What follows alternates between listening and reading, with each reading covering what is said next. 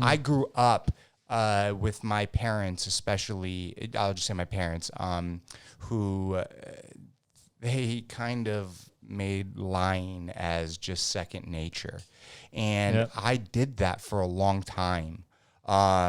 I remember being like fucking 14 years old, moving to Santa Clarita, and I wanted these kids to like me so much that I said that I was a professional skater and I could make these like ID cards that could get you into fucking any skate park, right? And because I just wanted them to be my fucking friend, and I ended up making a whole bunch of them and shit like that, whatever, and it didn't work and it blew up in my face. But as I started getting older, you know, some people started calling me on my shit, calling me, you know, like I bullshit too much.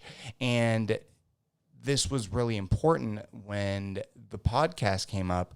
I don't want to be bullshitting. This is going to be put out for who knows how long and how many people are listening to it. If myself or one of my guests is talking about something or Daniel's talking about something, we want to be factual. So if we don't know it, if we don't, you know, we have a thought, an idea, this motherfucker right here is looking it up as we're freaking going.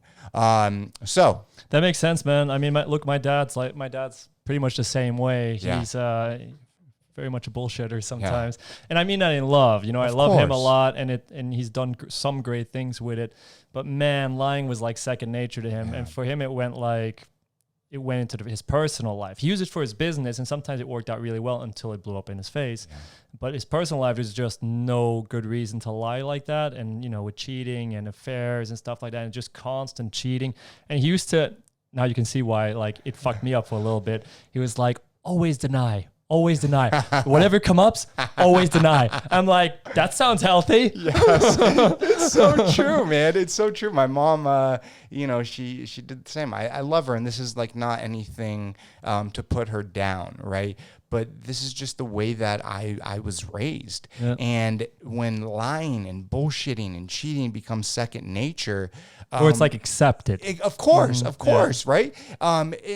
You're telling these lies, and it's like you fucking believe it. And that was happening to me. And so I don't want that. And I work really fucking hard. That's why when I walked in today, I was really honest with him about something that I did. And I'm not going to bring it up during the podcast, but it's just, it's really important to just put it all out there. I get it, man. I mean, I honestly, like I think up until 18, 19, I probably followed my dad in a little bit and like bullshit. And Wait, you said 18, 19? Yeah, like that I was like following him in terms of being like lying and okay. And bullshitting. I thought you meant from 18, 19. No, up until then. And like that I would like, even in personal relationships and things, obviously that blew up in my face because I ended up like cheating on my first girlfriend and, you know, and that ended up being really bad. And then since then I was like, okay, no more of this, because just the shit that you feel in your stomach when you do this just is like burnt, like it just feels like it's acid. Of course, absolutely. I don't know if this is just me from bullshitting for so many years. I've classified cheating in a couple categories, right? And I know people listening to this are going to fucking hate it, but I don't give a shit. You know, there are people that cheat, and there are people that have an affair, right? Both are wrong, right? Both are wrong. But when you cheat, right, it's like a one-off thing, right? We all make mistakes. We're human. On which I believe that a relationship can take that, grow from it if they're willing to fight through it, and take the relationship to the next level. An affair, on the other hand, is a completely different story. Yeah. It's where real emotions get involved, where you start to care and love and all of these things, and it's just kind of a fucking very slippery slope.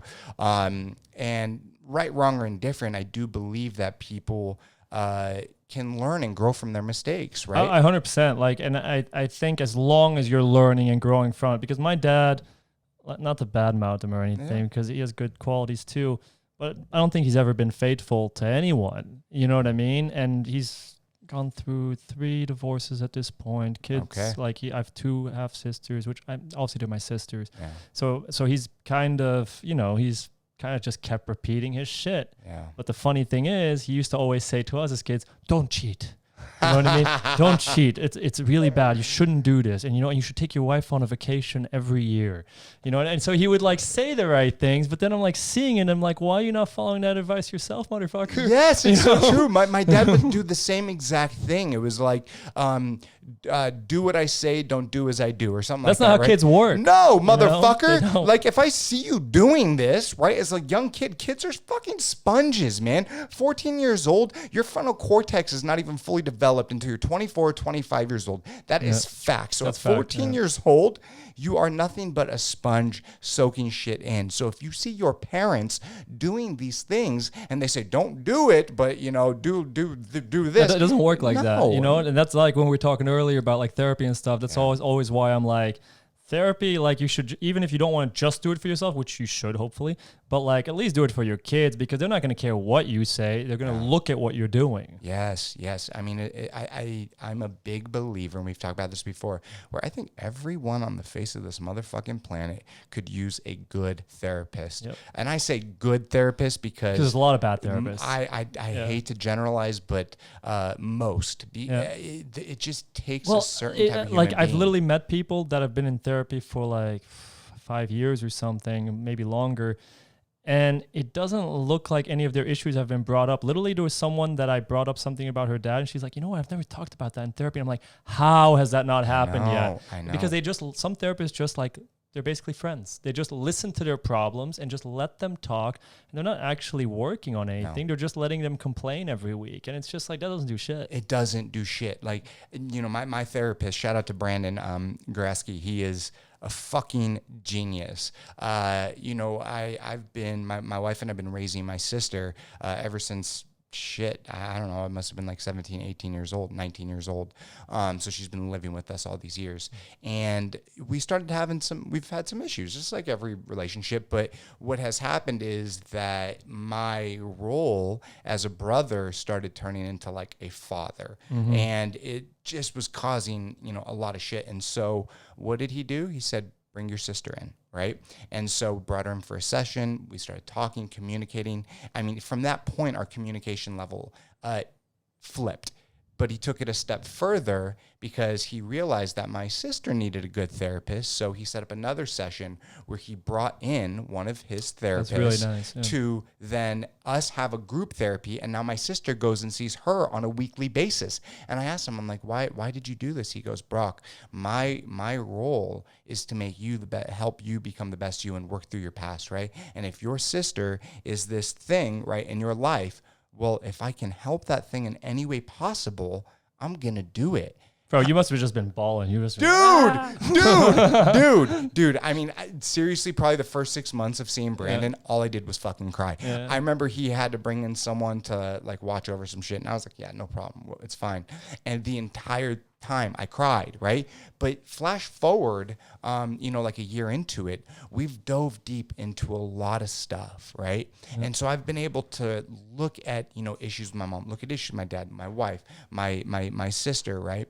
And there's been a lot less crime, but more fucking just working and just changing me and realizing that because, like the cheating thing we were talking about before, there's always a reason, right? Mm-hmm. There's always a reason why husbands or wives do these things, these infidelities. It's not just because of this or just because of that. And if you can get to the root of the problem, right, well, maybe you can change everything about that situation. And I don't even know where the fuck I was going with this, but I think it's really important that people start looking at therapy as a tool, but finding good therapists. You need to find a good therapist. And like, it's funny, I have a very similar story, like of someone that like really cared for me a lot. And it was not that it was a weird feeling, but it was just like unexpected. So I had been with a therapist for, I don't know, like a year and a half. And I thought I was good. You know what I mean? I'm like, I'm good. A year and a half. I'm feeling great. Let's cut the therapy. You know what I mean? I'm ready to go. Don't need it anymore. I'm healed. I'm fixed. I'm fixed, bitch. Yeah. And I was like, and so I stopped, you know what I mean? And so like in 3 months, I regressed really fucking hard. And the thing is, once you start therapy, like things get worse first, obviously, but it opens up shit that you didn't How have dare before. You? So it opens up shit that you had before that you'd never had before. So you get all these feelings that you never had before. So 3 months, all of a sudden I'm getting panic attacks. I've never had a panic attack in my entire life. Like I'm getting all this anxious feelings because I'm actually having feelings where before I just numbed shit out. Yeah. And all of a sudden it feels way worse than being numbed out. I'm just like, at least I can deal with that. Yes. So like by the time I returned to therapy, because I was very prideful. So I'm just like, no, if I go back to therapy, I'm a failure. Yeah. I'm a failure. Then like, no, you should be further along by like should. You know what I mean?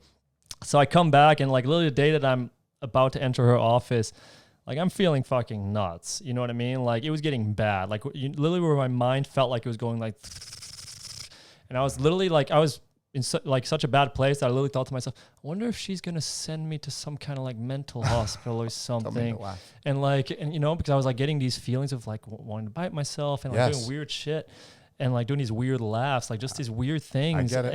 And then I went into her office and she knew right away how bad it was. And she goes like, yeah, I think you need to come in twice a week. and I'm like, okay. You're like, yes. Yeah, but I was like, wait, because I didn't have insurance at the time. So this was all out of pocket and shit's expensive. Yeah. You know what I mean? And so I was like, you know, I'd love to come in twice a week. Obviously, I'm having a lot of fucking issues. And, but I'm like, I can't really afford that right now. You know what I mean? Because at this point I was barely working. I couldn't function anymore, man. Like literally I was barely working at this point anymore. And she did like one of the kindest things ever. She was literally like, you know what? I'm going to put my rate, like literally it was from like 25% of what it normally was. Wow. Like a full fourth. Yeah. And she was like, and we'll do that as long as it's needed. Wow. And I just started fucking crying because I was just like, who would like do that for me? Like at that point I was feeling so like, you know, when you're in that place, you just feel so unworthy and just like nothing, like no one cares for you and whatever. Yep. You know how you get into those zones. So that was like one of the nicest things that anyone at that point has ever done for me. And I was just so grateful. And she like honestly did change my life. You know what I mean? Like I was going twice a week for a couple months and then it got better. Yeah. And then it's always continued to get better, but I stayed with therapy. You have to. That's the key. And yes, she is a really good therapist, right? Because to be able to, you know, take away 1/4 of what she is deserved, rightfully so. Mm-hmm. It shows how much she cares. But, you know, when you were talking, it just kind of hit a point. It's like things have to get worse before they get better. And I remember the first 6 months, you know, pretty much quickly I was like diagnosed bipolar, right? Mm-hmm. Manic bipolar. And I think we all have fucking bipolar one way or another. But my moods can go from sad, happy, mm-hmm. all within 15 minutes, right? It's fucking crazy. But I do remember the first 6 months, like my wife from college is like, you have like your breakdown. She called it my period, right? Mm-hmm. Just joking around. And I didn't take any fucking offense to it because I knew it, right? There's always this one time a month where it was just like fucking snapped. And it's because I was facing so many things that I had fucking buried so deep. And every time I'd come in, it just a little bit more, a little bit more, a little bit more. But eventually I threw up enough to where those, you know, weekly fucking breakdowns or monthly breakdowns, man, I rarely fucking have it, you know, because I can, you know, really analyze what is going on, what's happening in my brain, look at it from another way. I've talked about it before. Psychedelics like mushrooms have helped me work through some of the biggest things in my entire life because it deflates the ego and it allows you to look at your life in a new perspective and work things, you know, kind of backwards up. And for me now looking back, I can see exactly what you said. It's like, yeah, it's fucking tough, but hang in there. If you have a good therapist, hang in there because your life will be better 6 months, a year. Yeah, and you know, it's fun. I love how we're starting super light. Yeah. Super light subject. Not heavy. It's chill. But what I love about that is that, like, when I started therapy, like, I thought, okay, I'm going to get to this point where I'm fixed, and then I'm not going to have to worry about this shit anymore. I was very much, like, goal-oriented, and that's not a good way to go into therapy because there's never a point that you're just completely done. That's what I've learned now. It took me a long-ass time. Just to tell you how resistant I was to therapy, because I was very resistant. Like, I grew up in a family that was, like, you know, tough love, heavy competition. Like, I played pro tennis. Everything was about, like, you can't show weakness. You know, you can't show anything. You know, like, you got to be fucking strong. And so even thinking about therapy, it took me probably a year and a half of spiraling. It's a long time. Yes, it is. And I was spiraling hard, and I tried everything that I used to do. This was when I was like 30. And I tried to do everything that I used to do to distract myself and feel better, which had been good for me up until 30. Yes. You know, and I would just, you know, sex, alcohol, whatever, partying, like shit that gets you, like, gives you those highs, you know what I mean? And just makes you feel good momentarily. And it works, kind of. Like, it works because as long as you keep doing it and you get more. It doesn't work. Wait. Like, and you get more and more extreme, you know, you don't realize you have a problem until shit stops working all of a sudden, or you get so extreme that you realize it's really destructive. Eventually it stops working, but in the moment you think it's working because you don't never feel that bad. No. Because you're always on the next high. And every time you get a little low, you're like, next high. And you're like, I'm good. Yep. And I never thought I even had a problem, to be honest. If anything, I always told people, like, how I grew up was like, oh, it made me so strong and so cultured and blah, blah, blah. And I just felt so proud of it. And then, you know, at one point I was like, you know, all my relationships aren't really working out, and I'm, you know, attracting some really toxic shit into my life. Yeah.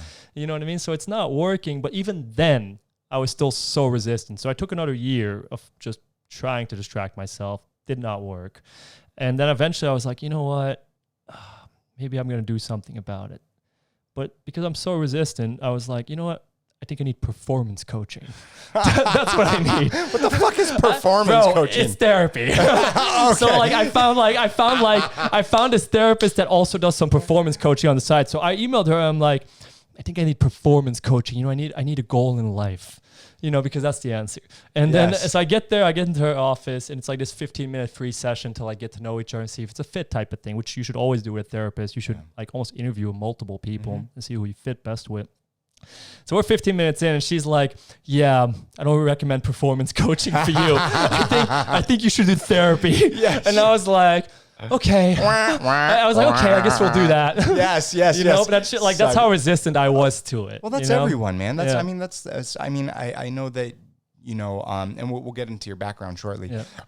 But in America, you know, it's changing, but for so long it was looked down upon. Oh, it's still, I'm from Europe originally, and that shit's still like looked down upon. Like when I told my parents, and even one of my friends who's the same age as me, they're like, what do you need that for? Like, and my friend had the best, he was like, and he meant it in a nice way, so it was fun, but like, he goes like, Grego, are you that fucked up? Like, I'm like, yeah, bro. Yes. There's a lot here. Yes. And so are you, and you, and you, and you. Yeah, everyone. And to build up this like wall, like, I don't need therapy. I'm too good for therapy. Well, fuck you. When you talk to your friends or your significant other, your parents, whoever, they have a one-sided view on everything. That's why when you talk to your friends, a lot of them are just going to agree with you, right? And that's just how we are as human beings. That's why sometimes it's not even a great idea. It's good to talk to your friends. Of course. Because I think everyone needs like outlets. You need to be able to express yourself, whatever. Absolutely. But you should always take any type of advice, especially about serious things, with a grain of salt, because they're getting your biased view. Yep. You know what I mean? So they don't know, like, and they're really trying to support you. Most friends are just trying to support you, which is good. You know what I mean? The best friends, at least, like my friends too, like the best friends in my opinion, and those are the people that I've surrounded myself now, but it took me a long time to meet those friends and call you out on your shit. They call you out on your shit, and they just say like, hey, you were wrong there. Like that's fucked up what you did there. And actually with that situation, you didn't do that right. Of course. You know what I mean? So they call you out on your shit. Those are the best friends. The ones that blindly support you, that's just enabling you at that point. Of course. And that happens all the fucking time, right? It's like, no, if my friend tells me something that's wrong and I truly believe it's wrong, no, fuck that. I'm going to tell you because I care and I love about you. If I don't give a shit, then it's not even worth my time. Plus, if you preface it like that, even if you're the friend, that's a great way to do it. Just be like, look, I'm telling you because I love you and I care about you, but exactly. 100%. All right, so let's dive a little bit deeper. Oh, that was chill. That was yes. We'll get back. Cheers, motherfucker. Cheers. Thank you so much for coming on the podcast. I really appreciate it. Thanks for having me. Absolutely, man. All right, so Greg, tell us a little bit about yourself. What's your background, man? I know that you're from Europe, but where the fuck did you even grow up? Well, I grew up in Belgium, actually. So I'm from Belgium originally, Antwerp. All right, city. Antwerp. Yeah, but I didn't really grow up there. So we moved around a lot growing up. I'll just give the super quick version of this. But like I was probably in Belgium till 6-7 years old, then Canada, then America, Spain, France, Romania, Australia, New Zealand, and I think at one point, back to Belgium then. Yeah. Holy shit. It was pretty chill. Army brat? What no, you know, everyone says that. It's funny. Everyone always is like, Army? And I was like, no. Just impulsive father. Yes, yes. No, but like there was a lot of shit going on, and like basically we got kicked out of 2 countries. Oh, so, nice. Yeah, it's really nice. It's fun. Can you go back? I can. Okay, I get it. My dad cannot. Looking back as a child, moving around so much, right? Mm-hmm. For me, I moved around a little bit. Nothing like you. It was like cities, right? What was that like? I mean, you were going all over the place. Yeah, Did you enjoy it? Hate it?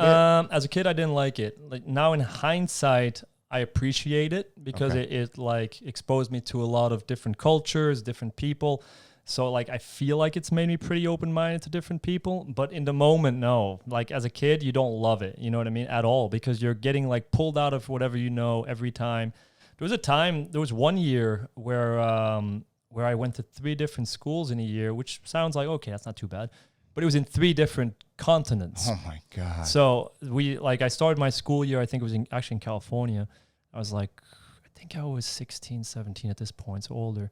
But like I started in California, did a little bit in France, I think Spain a little bit, Belgium, and then finished up in Australia. So I think it might have been 4 then. Holy shit. And so it was like, and the French school, I didn't speak any fucking French. What the fuck? Because my dad was just like, you know what? Let's just put you into this public school. You know, you'll play some tennis, get in there. So I went in there not speaking any French, and all the kids were like, American. I'm like, no, Belgium, man. Holy shit, that's crazy. I mean, when you said 3 different schools in a year, like, yeah, that's not a lot. Well, that is a lot for most kids, right? I went to 3 different schools in a year, but I was suspended. No, I was expelled from 3 different schools in a year because I was, you were a good student. I was a great fucking student. Straight Fs and a lot of drugs. That being said, 3 different schools in 3 different continents, 3 different countries. Right. That's a whole nother ballgame. It's like all I can think of for you. It's like as soon as you start getting comfortable, you make a friend. Boom. Well, away. That's what happened. So like I figured out pretty early on in my life, like because my earliest memories, like which obviously therapy's helped with this shit. But like when I was like I want to say 6 years old. My earliest memory is in the middle of the night, like midnight, leaving the country because some shit had happened and my dad needed to leave the country. So I remember like lights shining into my driveway and shit like that. Wow. And that's like my earliest memory. And then we flew to Canada and I remember learning English there. And obviously, kids are fucking relentless. Yes. So they just fucking tease the fuck out of Assholes. you when you don't. Yeah. So they're like constantly about my English. And when I was around that age, I had a speech problem.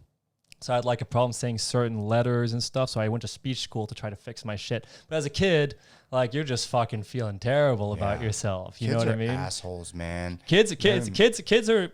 I think kids are amazing, but they course. can also be assholes. No, they're but assholes. At least they're always truthful. No, it's true. That's what I love about like kids. Yes. Like that, they don't give a fuck. They just say whatever the fuck comes to their mind. And I'm like, you know what? That's a good quality. Now, as a fellow kid, not a good quality. I don't know what kids you were hanging out with because I was a pathological liar. Really? That being said,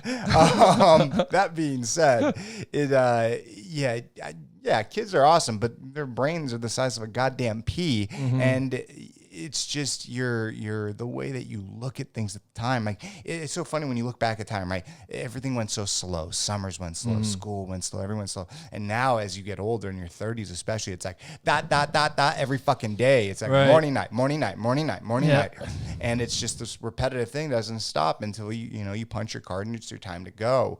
But for you said something just a little bit ago. It's like, you had to go to a French school, didn't speak a lick of French. How the fuck was that? Like, bro, I just sat in class and just didn't know what the fuck was going on. I just sat there like, Yes. and then the French kids, like 2 or 3 would talk to you, but they would talk to you like you're some kind of science project. Okay. You know what I mean? Like you're some kind of like thing like, oh, look at this little animal here. Yes. They would like, the way they would talk to you was like, oh, this is like fun, but they're not trying to be friends. They're just like seeing you as an oddity. Of course. You know what I mean? So it was, as a kid, it's tough. I was lucky that with all this, I always had my brother. Okay. You know what I mean? My brother was always there with me. So we always had each other. We're very close. Like he lives here in LA, he lives 10 minutes down the street from me. We're super close. He's always been my best friend. And I think without him, honestly, it would have been real. It was rough anyway. But without him, like, I'm like, man, I could have turned out way worse. I get you know that. What I mean? I get that. At least you had someone there with you. Older or younger? Younger. So, but was he the scrappy one? Was he the one that would fuck up kids, for picking on you? No, none of that. Okay. No, was that you? Neither one of us. Okay. Holy shit. We just both took it. I was definitely the kid when I was 9, 10 years old. My dad had long hair. He looked like Steven fucking Seagal, right? With this ponytail. Do you know who that is? Yeah. Okay, right. Pull up a picture of Steven Seagal if you can. My dad was a huge fan because I remember watching all those action movies. Okay. Yes, dude. And Steven Seagal was... my dad was the big Steven Seagal. I was the little Steven Seagal, right? My dad was 6'5", would walk into a room. Yeah, dude, he's so fucking fat now. It is crazy. But this picture right here, if you go to the left. He's not looking good. All right. No, he's not. But this almost looks like he has a goddamn toupee on. Look at that hairline. Holy shit, dude. Didn't he become like a volunteer? I don't know, but guy? that is not. He became an actual police officer. Okay, well, he's got a toupee. Look at that fucking hairline. I'm not even joking. And now I'm being a little kid making fun of him, right? But this is what my damn, looking at this right now looks like my fucking father. That's crazy. So yeah, that was me at 9, 10 years old. Long hair, ponytail. Yep. Kids made fun of me left and right. I was like the little girl. But then eventually I got to a point when I was like 11 or 12, I just started fighting back. And I was in karate all that time. I almost became a black belt by the time I was like 13 years old. And I just never used it because I was told in like karate, right, which was, I don't know, kind of maybe stupid, was like, just kind of reserved, take it, right? And I kind of took that to heart for a long time, and maybe I was scared and like all these things, but then eventually got to a point where I got sucker punched in the face one time, which I do believe that every boy, man, every kid, right, that just thinks that they're tough shit needs to be punched in the face one fucking time because it's a reality check, man. I don't want kids getting in fights. No. That is not what I'm saying. But kind of. Yes, but kind of. It's true. Exactly. It humbles your ass. It really, really does. So there was this turning point, but I do remember getting picked on all the time. And I do know that kids can be mean as fuck. Yeah, and that was tough. But, it's funny. At the time, I don't think, because I was numbed out at this point already pretty early on and for a long time. So I don't think like I was feeling it, at least not consciously I was feeling it. So I didn't really realize it completely. Like I hated school. Okay. Like I always hated school. And like when I got older, like 15, 16, I would like forge notes of doctors to get out of school. Yeah. Like I just didn't want to be there. You know what I mean? And the only time it got better was when I moved to Australia, actually, which is the most accepting country ever. Okay. Like if I ever got kicked out of America, that's where I would go. Really? Not Canada? No, too cold. Okay. Too cold. But because it's such an accepting country because I don't know why, but they're the most adventurous, accepting people I've ever met, and I never felt like a foreigner there. Well, they're stuck on a fucking island, right? And they're just so accepting. They're so chill that they just don't care. It's fine. Absolutely, and Australia for the longest time, the Britons would take their prisoners. Their prisoners, right? And so how much of that has to play with them being accepted because they were such outcasts? That's probably why they were so adventurous too. It's this like rebellious spirit that probably got handed down. It's like ingrained in these individuals' I love it. DNA. I love Australians. Every time I travel, that like. You meet them everywhere. They're the biggest travelers. I've met them in Brazil. I've met them everywhere. Yeah. And they're always so fun and so chill and like just fun to be around. They're like, in a way, Brazilians and Australians are very similar. I feel like everywhere except America enjoys traveling. I mean, Europeans... Weirdly, America doesn't travel that much. I saw some stat that like 50% of people don't have a passport. Which is crazy to me. And maybe it has to do with, socioeconomics, right? Maybe that's what it has to do with. But also the beautiful thing about America is it is so fucking big. It's so, it is so varied. Much. I mean, just check out just California alone. Like the shit that you can see here, it's pretty amazing. Like I drove Big Sur once, and that is insane. And then you got Yosemite. Is that how you say it? Yosemite? Yeah. And then you got San Francisco. It's like different. Like America for me, the states are different countries. Yes. I went to college in Georgia, which is as different to California as you can get. You know, and then I did my grad school in Florida. So that's like its own fucking island. That's its own island. Like all the weirdest shit happens in Florida. You know what I mean? Every time the other day when he comes back, I'll see if he can find it. There was this guy, right? And there was a semi-truck driver, and he was driving, and you see this guy that was practically butt-ass naked, holding on to the fucking front of the car. It's like on the fucking freeway, and the driver, right?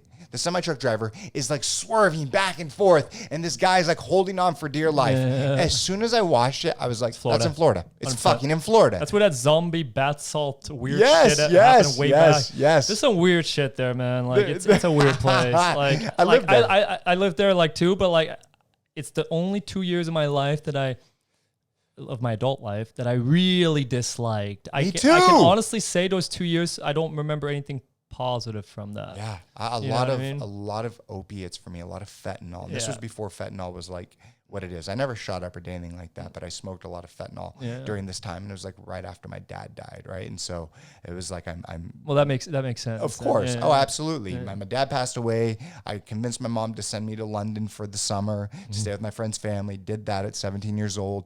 Dropped out of fucking school. Came back. Mom moved to Florida. A year later, after like sleeping on the street, sleeping on my girlfriend's car, which is now my wife. Yeah. I eventually moved, and then my wife, when she turned 18, moved as well. And it was just a terrible time for me, right? If you ask my wife or my sister or my wife's sister, I'm sure there was, memorable times for them. For me, it's like all a fucking blur. Yeah, look, that's kind of how I feel like about a lot of my childhood. You know what I mean? Like just when you're numbed out and stuff, like my memories are so fucking hazy about everything. And there were good things. Like obviously I was playing tennis at the time, like full time basically. And I loved that, that was like my big outlet, and it's funny. All my problems started after I kind of quit tennis. Wow. So like I finally stopped kind of like at least at a professional high level around 24, I want to say. And slowly that's when my shit started coming out because I didn't have that outlet anymore. All my emotions were going into tennis, and all of a sudden I'm like, what do I do now? Yes, it's so true. And I'm going to dive deep into the tennis. I want to know more about that. But, when you're fucking hitting that ball, running back and forth, everything that's pent up inside, the first thing that I thought about, my wife, when I turned, I think, 31 years old, she had a surprise for me. And we went to downtown LA, and it was like this random fucking building. I go in, and they suit you up, and they bring in fucking TVs and guitars and light bulbs, and the whole thing is you just breaking the shit out of everything with bats and daggers and just all of this stuff, right? And I have to say, it was fucking so therapeutic. Yeah. I left there feeling like $1 million. All this stuff. I actually did a post about it the other day when COVID had first started. Maybe it was a little before that. I have that Liam, or what the fuck is that bat from Walking Dead called? I don't know what the bat's called. Look up what the bat. Negan is his name, but he has a name for his bat. Yeah, if you could look it up. Here we go. Hold on. Lucy? Lucille, there we go. Oh, no. Lucille, right? It's right there. We'll take a picture of that after. So like people were like throwing like watermelons and water bottles, and it was just like smashing shit, and it was like in slow-mo. But the reason of the post was like, sometimes during trying times, right, and you have all this pent-up aggression, it's good to just fuck up shit. Yeah, you got to get it out. You know what I mean? You got to get it out. And tennis, it was amazing for that. And tennis, it's funny. Like I know it's known as a country club sport, but at the high level, it's really not at all. Andre Agassi, that motherfucker. Oh, if you ever, I don't know if you've ever read Open. If you haven't, no, you told me about it. Check that out. It's the best sports autobiography that I've ever read, and people that don't even like tennis love that autobiography because he hated tennis. Okay. So and his dad forced him to play and everything. Andre Agassi. Mm-hmm. He hated tennis most of his life. You know what I mean? And his story's amazing. And he like did drugs during. He fell all the way down to like out of the top 100 and got back to number 1. Just his whole story is amazing. Yeah. And he's just a very interesting guy. The way he writes, he's very philosophical. I love that. But tennis is amazing for that. Like because at the highest level, you're like you have a lot of emotion. There's actually a lot of shit talking going on. Yeah, like I used to talk to my opponent all the time, and so you get all your fucking anger out. Yeah. And then when that shit's over, all of a sudden you're like, oh, what do I do? I've never learned to do this in a healthy way. Yes. What was it for you that got you into tennis as a kid? My dad got me into tennis like when I was 8 years old. So he was like the one that coached me pretty much until I was 13, 14. And he was the one that was always pushing. He was pushing both of us, both me and my brother. But it was a lot. You know, my brother at one point quit when he was 12, 13 because the pushiness was a lot. Yeah. I loved it. I loved tennis so much. So like I was kind of cool with it and like, you know, and like probably something going on, making my dad proud type of stuff. Of course. You know what I mean? Yes. And, but it was fun, man. It was, I was like literally from 8 years old, I feel like training minimum 10 hours a week. Then when I was 13, it started to go up to 20. Wow. You know, and it was great. It gave me a lot of stuff that have helped me now. It got me into America. Yes. I came here through a tennis scholarship. What school? Georgia Southern. Wow. It's like right by Savannah. Yeah. So it's like the Bible my brother Belt. lives. My brother lives in Savannah. He's a fireman there. Yeah. Oh, right. So like the culture there is like imagine being an international student. Yes. Near Savannah, Georgia. Like, man, I had people telling me like, hey, is Belgium a city in Australia? Wait, and, seriously? Yeah. I would say, it's a city in Australia. Yeah. I know it's completely changed because will you look this up? It's the art school in Savannah. Do you remember it? Oh, yeah. SCAT, right? SCAT. Yeah. There we go. Mm-hmm. There we go. Thank you. Yes. Yeah. I went there and it was awesome, man. And like there was a beautiful place. It is. Yeah. It is. If it wasn't so fucking hot all the time. Well, I guess like a big, it's a beautiful place. It's very narrow-minded in my opinion. I get that. You know what I mean? That was tough. Like all the internationals, all my best friends that we're still talk on WhatsApp that I'm like known for like 14, 15 years at this point is all from that school because all the internationals was a small group and our whole tennis team was international. Whoa. We had no Americans on the tennis team. I think we had one American. Is that allowed? Yeah, that's how tennis is at the college level. It's all these internationals like that want to come to America, and they all compete against each other, and that's kind of how most of the teams are. It's usually Americans are the minority in these teams.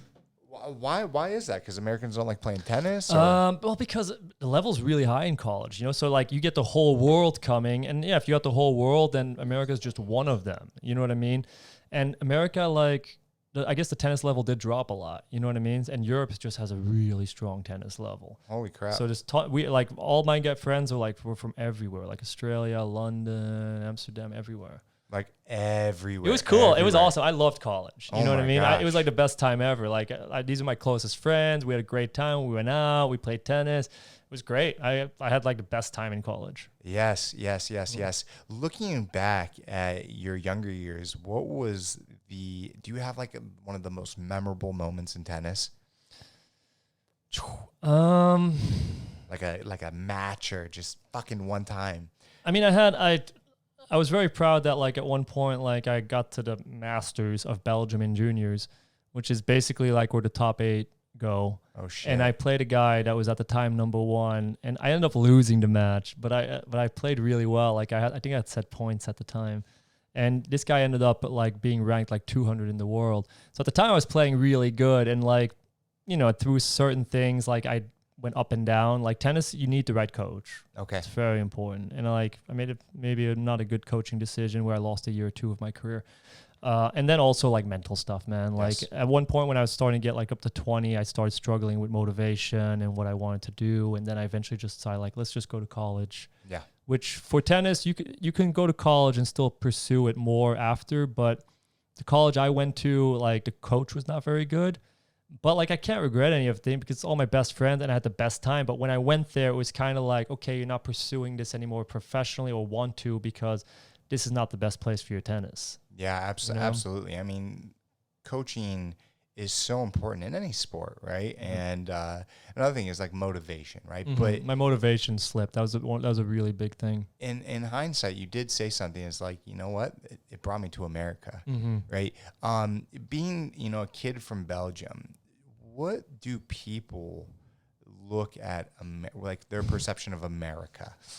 Honest, like no filter, just straight the fuck up. It's mixed, you know, like especially now there's a lot of like negativity towards America. Like they have a hard time understanding how a reality star is the president. I get that. That's how they see it. You know what I mean? Well, so, I mean, it's... Yeah, so they don't get it. You know, they don't fact. get that. Like, fair enough. You know what I mean? And so there's stuff like that. And, you know, that's one of the big things is they just don't understand why a country would do that. Yeah. And then they don't get like the whole Corona response and things like that. So there's a lot about that.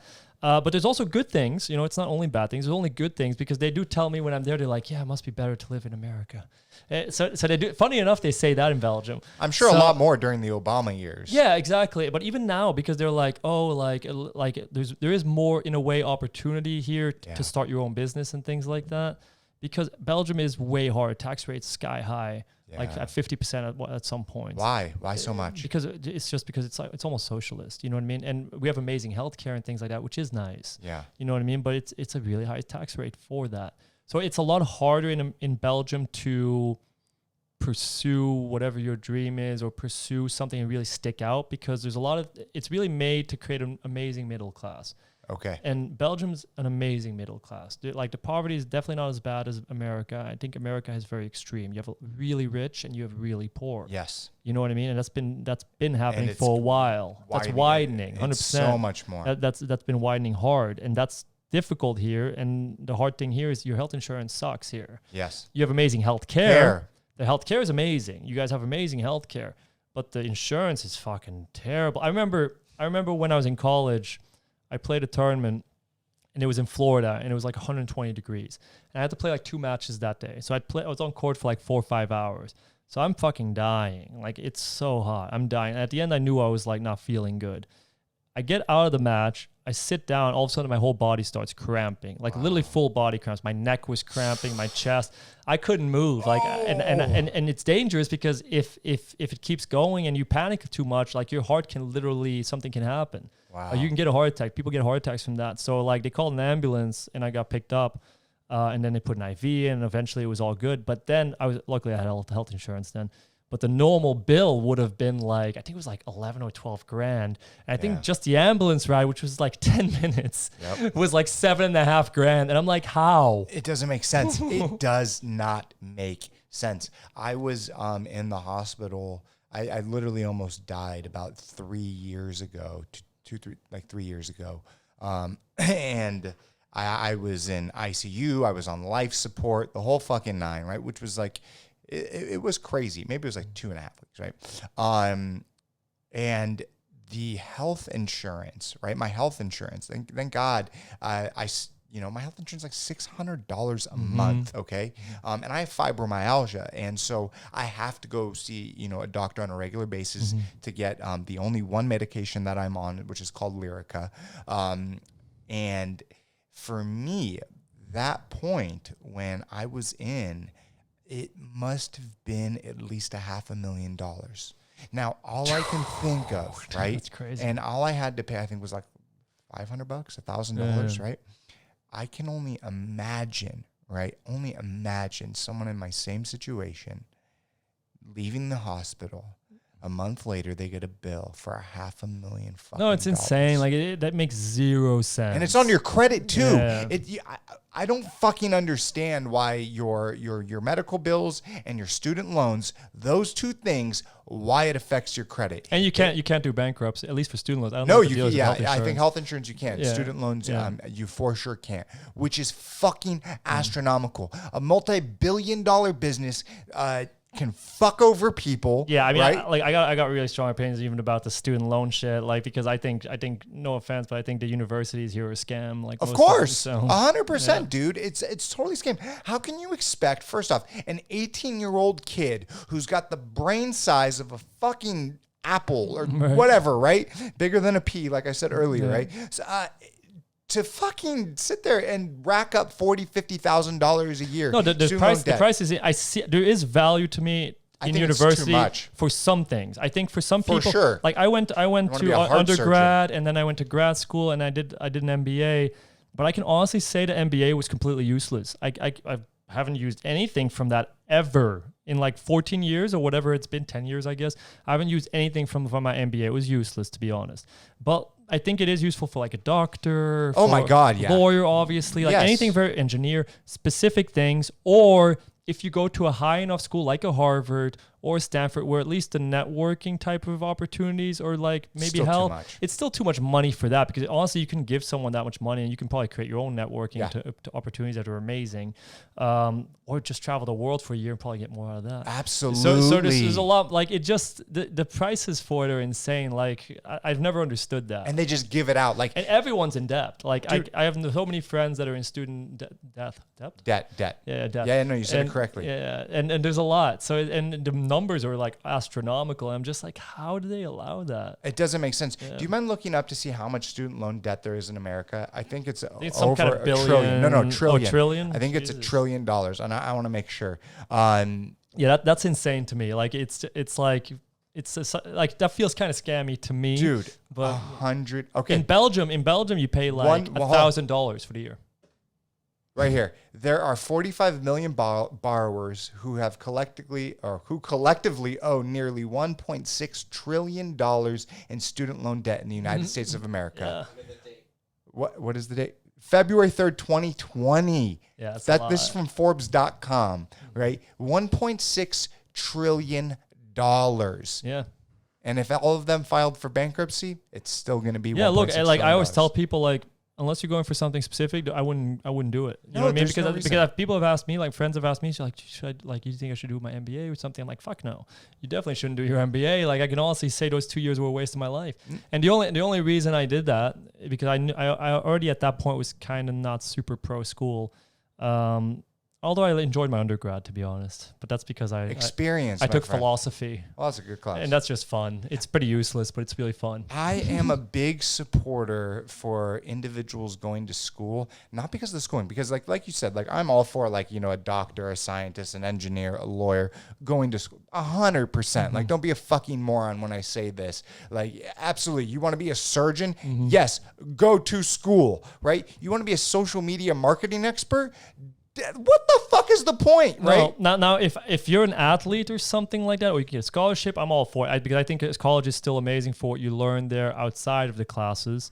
Like socially. Well, no, the experience. The experience. That's what I was getting at. The experience is amazing. That's it. But like, it's not. The experience is also not worth like being like $100K or $120K in travel the world, like you said. Yeah, you can just travel the world. You can literally like live in Bali for 4 years for that. Dude, you definitely can. You know, and life is about experiences. We all have a finite amount of time. We all have a finite amount of time. So as a kid, going and seeing the world, it's going to sure. It's the best thing you can do. Like, I think traveling is one of the, but it has to be like, it depends how you travel, because there's also like, I think traveling is the best thing anyone can do, because it like opens your mind, shows you different cultures, different people. And if you stay in your one area, and most people surround themselves with like-minded friends, which is kind of natural. So you don't learn too much, and you think you know everything, but you don't know shit. And not that you know that much more, but at least you're like opening your mind to like, you almost get to this point where you like realize like, oh, all these ideas I have, they're always changeable, and all these beliefs I have, they're temporary, and I might believe this now, but in 5 years I'll probably change my mind. Who knows? But it opens you at least to that everything that you think can potentially be changed outside of maybe values. Obviously, values are different. Yeah, they are, right? But the only thing is, like, some people travel and they're like, do it like in a tourist. So they go a week to like Italy or Venice, and they're just like, yeah, I'm cultured. Like, I learned so much from dude, you just did the tourist shit. Yep. Like, you might as well not travel then if you're doing it to learn, because like, you don't learn anything from that. Like, honestly, you might go there and be like, oh, it's really cool how they did the gondolas and shit. Yeah, that's cool. But it's like, but that you didn't like, I think the best way, if you can, and also this is like very hard, especially in America, because it takes a lot to travel from here. You need to take a long flight, it's a lot of money, whatever. Sure. But if you ever have the opportunity to live somewhere for like even a month, like that's the way to do it. So I'll share a really cool story. So when my wife and I got married, right, we split it up. So she was in charge of the wedding, I was in charge of the honeymoon. So we had our wedding, which was fantastic, right? It was like right down the street from this house. And then 6 months later, what we did is we flew to London, right? We were in London for 4 days. Then we took the underground, like the tube. Underground tube, right? Went to Paris. We were in Paris for 3 days. Now, mind you, as I'm telling this story, right, we stayed in Airbnbs the entire time, so we could be with the people, the culture, like all of that, right? From there, we just went through Belgium, went to Amsterdam. We were in Amsterdam for 4 days. From Amsterdam, we took the train to Berlin. We were in Berlin for 3 or 4 days, rented an Audi A6, drove on the Autobahn all the way down to Munich, was in Munich for 3 days, then got on the train, went to Venice for 3 or 4 days, then Rome, then Naples, then Pompeii, then fucking flew to Athens, fucking there flew back to fucking London, and then ended our trip in Barcelona. We were gone for 37 days. That's a long time. And it was the most amazing time of my entire life. I took more out of that experience than I think anything I've ever done. Yeah, that's amazing. That's what I would want to do for a honeymoon type thing too. And what we did was we did a lot of historical shit, which was really important, but we traveled either by, like when we were in these towns, right, either by bike or on foot, right? So you get to see the area, so you get to be, I mean, there's just such a big difference when you actually are on a bike riding through some of these towns and cities all across the world. And to this day, like we just did a road trip back in October. Flew to DC, went up to Philly to fucking NYC, right? And like everywhere we're in these places, like riding all around DC for her dad's birthday, his 60th birthday, on the fucking scooters, man. And just like such a cool experience. And I think traveling is such an essential part of life. And I hope before I leave this fucking world, I see as much as I possibly can. And I share that because, you know, what you said is like traveling is essential. So especially when you're talking about a kid, right? For me, when I went to London, right, after my father passed away, it plays such a vital role of who I am today, right? But then to even take it a step back, another thing that you said, right, you're talking about values, right? I think that values are instilled in us at a young age. And so that correlated when I went to Europe on my trip, right? Every city that we were in, right, I would make sure to say when I went to ask a question, whatever language it was in, right, French, Spanish, whatever, Italian, it's like, hello, how are you doing today? Whatever language it was, right? Can I ask you a question, right? Or my name is Brock, can I ask you a question, right? Because for me, when someone comes up to me and starts speaking in Spanish or French or Italian, what the fuck, right? You know, I'm sorry, but you know, if you came to me and said in English, I would try to guide you a little bit better. Well, that's how it definitely goes in Europe. Like sometimes there's this this stereotype, I guess, that in France they don't like Americans, for example. Dude, oh man, that's not really true for me. Sorry to cut you off, though. Out of that entire trip, it was the only bad experience, but it wasn't from. But it wasn't. It wasn't from. The French for sure. When I was like in shops and shit like that, they would look at me, and it wasn't even them. It was like refugees that caused a huge problem for my wife and I. And it's neither here nor there, but it was the only city I did not feel safe in. But it was because of that experience. That's so interesting. Was it in Paris? It was in Paris, but it wasn't by you know, the Parisians, right? Okay. I love that city, so it's funny. But like it is what it is, though. Yeah, it really depends. Like I guess everyone's experience is different, but usually, like if you go to any country, France normally too, for sure. And if you try the language, every country just hates when you go right away into English. Yes. Because it's like you're not giving a fuck about their culture. That's exactly, you know what I mean? So as long as you're trying and you adjust, and I'm sure like if you go to like maybe Japan, I haven't been to Japan, but if you go to Japan and you try to adjust, because I think they have something like taking your shoes off, and they have this whole ritual. And if you do that and you try, I'm sure that they're more open and because it's you're trying. Yes. And that's any culture. Absolutely. You know? Anywhere you go, anywhere. And so it's like people listening to this, if you go to another country, right, don't walk up to a person and assume that they know English. Even if they know fucking English, take a second, pull out your phone, ask Siri, ask Google, just a couple words. Hello, how are you doing today? This is my name. I don't know, look about your fucking language. Can I speak to you in English, right? Yeah, like even Dan, just saying like, even like, hablas inglés or whatever, Yes. like, and just saying like, hey, do you speak English? Yes. You're not just assuming. People appreciate that already. Even Of the fact that course. you're trying, that's enough. Oh, 100%, You know what I mean? 100%. Because if it, you know, for me being an American, someone coming up to me speaking another language, sorry, I don't know, I can't help you. But if you at least try, right, I think the answer, right, the way that I might help you would come off a lot easier. Now, I'm going to help you regardless because that's just the type of person I am. If it's French, English, Japanese, whatever the fuck it is, I'm going to do whatever. I'll pull out my phone and do Siri Translate, right? But I think, you know, people as a whole, especially with America, you know, having the rep that we do have, we're not king shit, right? So take a second out of your day to do that. But all right, I want to bring it back to your story. All right, so you've traveled all over at a young age, right? Do you remember, because you got a scholarship, right?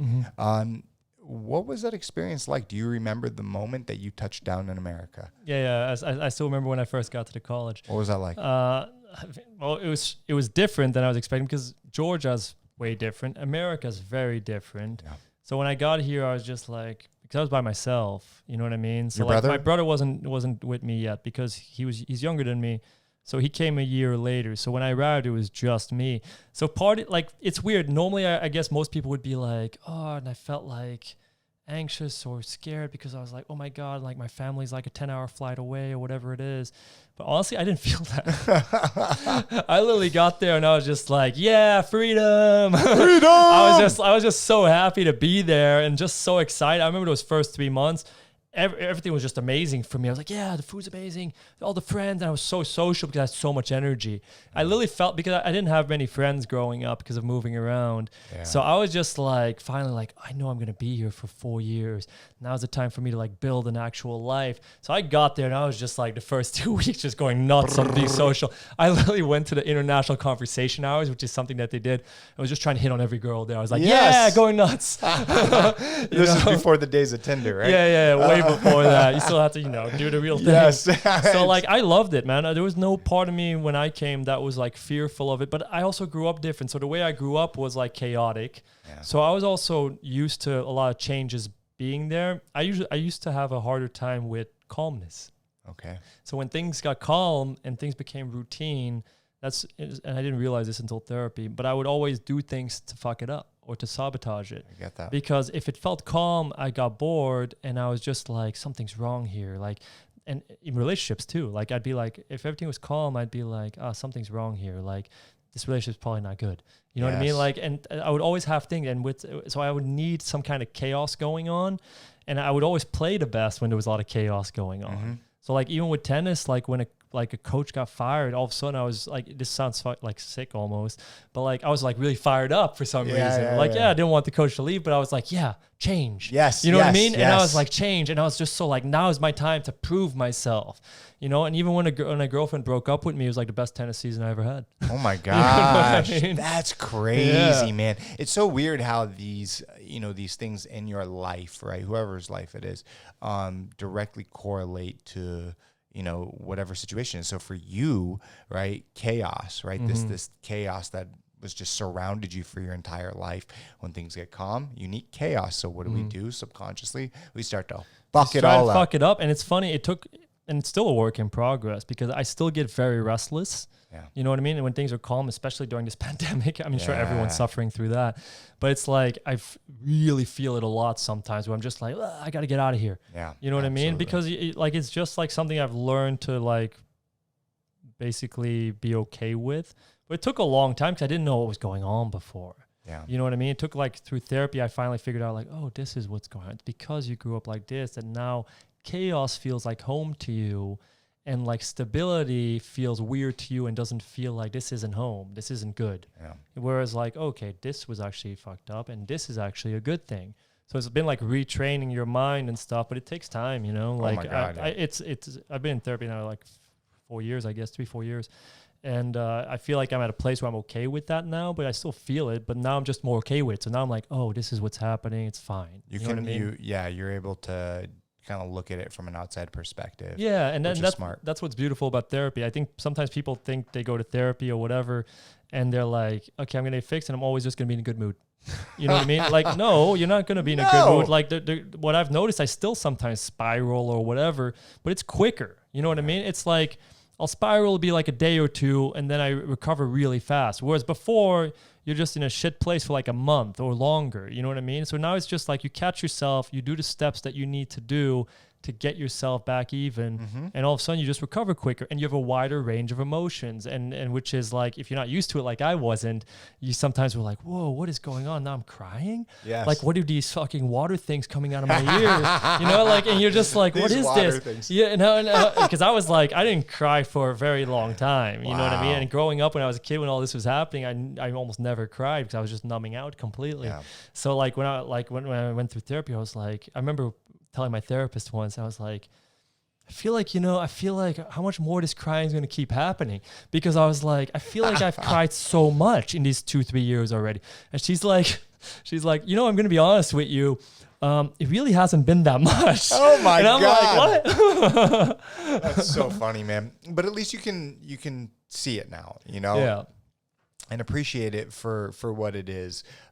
These water things dripping out of your eyes. Well, I've learned now, because I think I used to be very proud that I wasn't an emotional person. Yeah, like, I'm fucking tough. Yeah. You know, like I'm just gonna power through, which in some ways it could. And I think there's a time and place still for that. Yes. I think you do, like, especially in LA, sometimes I've noticed, sometimes people go to the other extreme. And I definitely went to the other extreme at one point too, when I was very heavy into therapy, where like you get almost too sensitive. Yeah. You know, and everything's like triggering and blah blah blah. Yeah, it's like, that's, you get too much then. You get too much. Like, that's too much, and that happens a lot now with trigger warnings, which you know, I don't believe in that, but whatever. No, that's my thing. You know what I mean? But like, and so you can go too far in that, but you need to be able to power through sometimes. Like, sometimes it's time to do battle and get your shit done and fuck your emotions and just fucking go. Yes, you know what I mean? But you can't live your life like that. No. You know what I mean? You have to be able to separate. It's like if you're a warrior or something back in olden times. You got to be able to go in there, kill your enemy, and then like after that, go back to your family and be this loving, emotional person. Yes. It's a weird like analogy, maybe. No. But it's so funny that you said that, because it was the first thing that came to my mind, right? Yeah. Because in life, right, there are times where you have to fucking pick your goddamn pants on, pick your pants up and battle through it, right? Yeah. And if you are always so emotional and sensitive about everything and this and that and blah, blah, blah, blah, blah, then it just becomes this snowball effect. The snowball effect thing works for so many things in life. But if you have the ability to, you know, kind of, okay, I got this, I have to take care of it, right? But once it's done, I'm going to come back here. Right. Yep. Instead of just being, you know, like this. Yeah. And you got to be able, I think you have, like, that took me so I went both extremes, which you do through therapy. Of course, it's normal to life. It's like a pendulum swing. Yes. You know what I mean? So like, it's normal. So I went the other extreme too. I went from always just getting shit done and feeling nothing to barely being able to function because all I'm doing is feeling. Yes. You know? So there's a pendulum. So like, you got to be able to balance it out. And that's always hard. Like, that's just a constant work in progress. Yeah. I don't know, maybe 10 years down the line I'll be like, oh, it's easy now, but it's still not easy. I don't think it'll ever be. Yeah, it's still not easy. It's fucking hard. Of course. And like, I have learned, like, I used to be proud of not being an emotional person, but I think I've learned, and I remember saying this like a couple of weeks ago, I'm like, I think I'm a very emotional person. No, actually. Yes, and yes, you know? Rightfully so. This old way of thinking, especially, you know, I think that for centuries, right, men had to be strong and fucking just, you know, just fuck your feelings and fight through it, and who gives a shit, right? I don't care if you're a man, a woman, transgender. I don't give a fuck who you are in this life, right?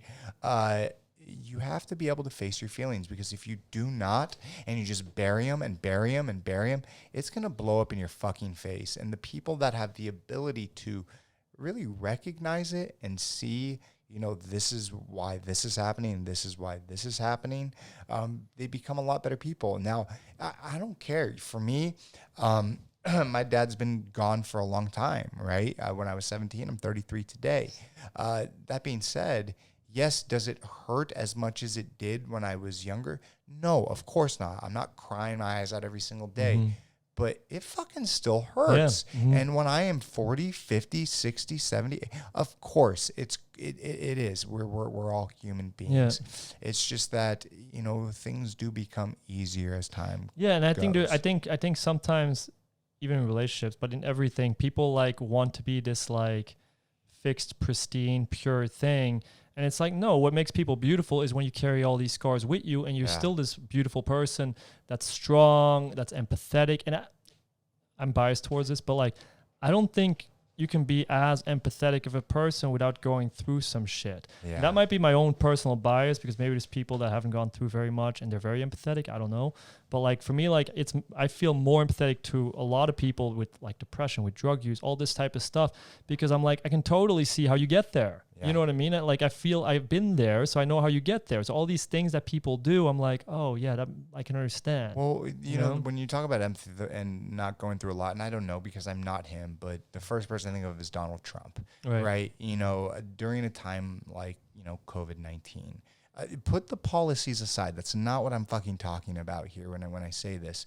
But in the protests, you know, in the movement, we want someone that is empathetic, right? Someone that can, you know, after George Floyd was killed, right, goes to Minneapolis and speaks with the people, right, during COVID, is empathetic enough that right, wrong, if masks work or they don't work, it makes people feel more comfortable. Well, that's part of, that's what I think, at least my definition of leadership is empathy has to be a part of that. Of course, absolutely. And so if you look at his life, I don't know his life because I'm not him. Yeah, no idea. I mean, he's lost people for sure. I mean, he's fucking, you know, 70 years old. And of course, right? And everyone has gone through stuff, but either he's so good at blocking shit, right?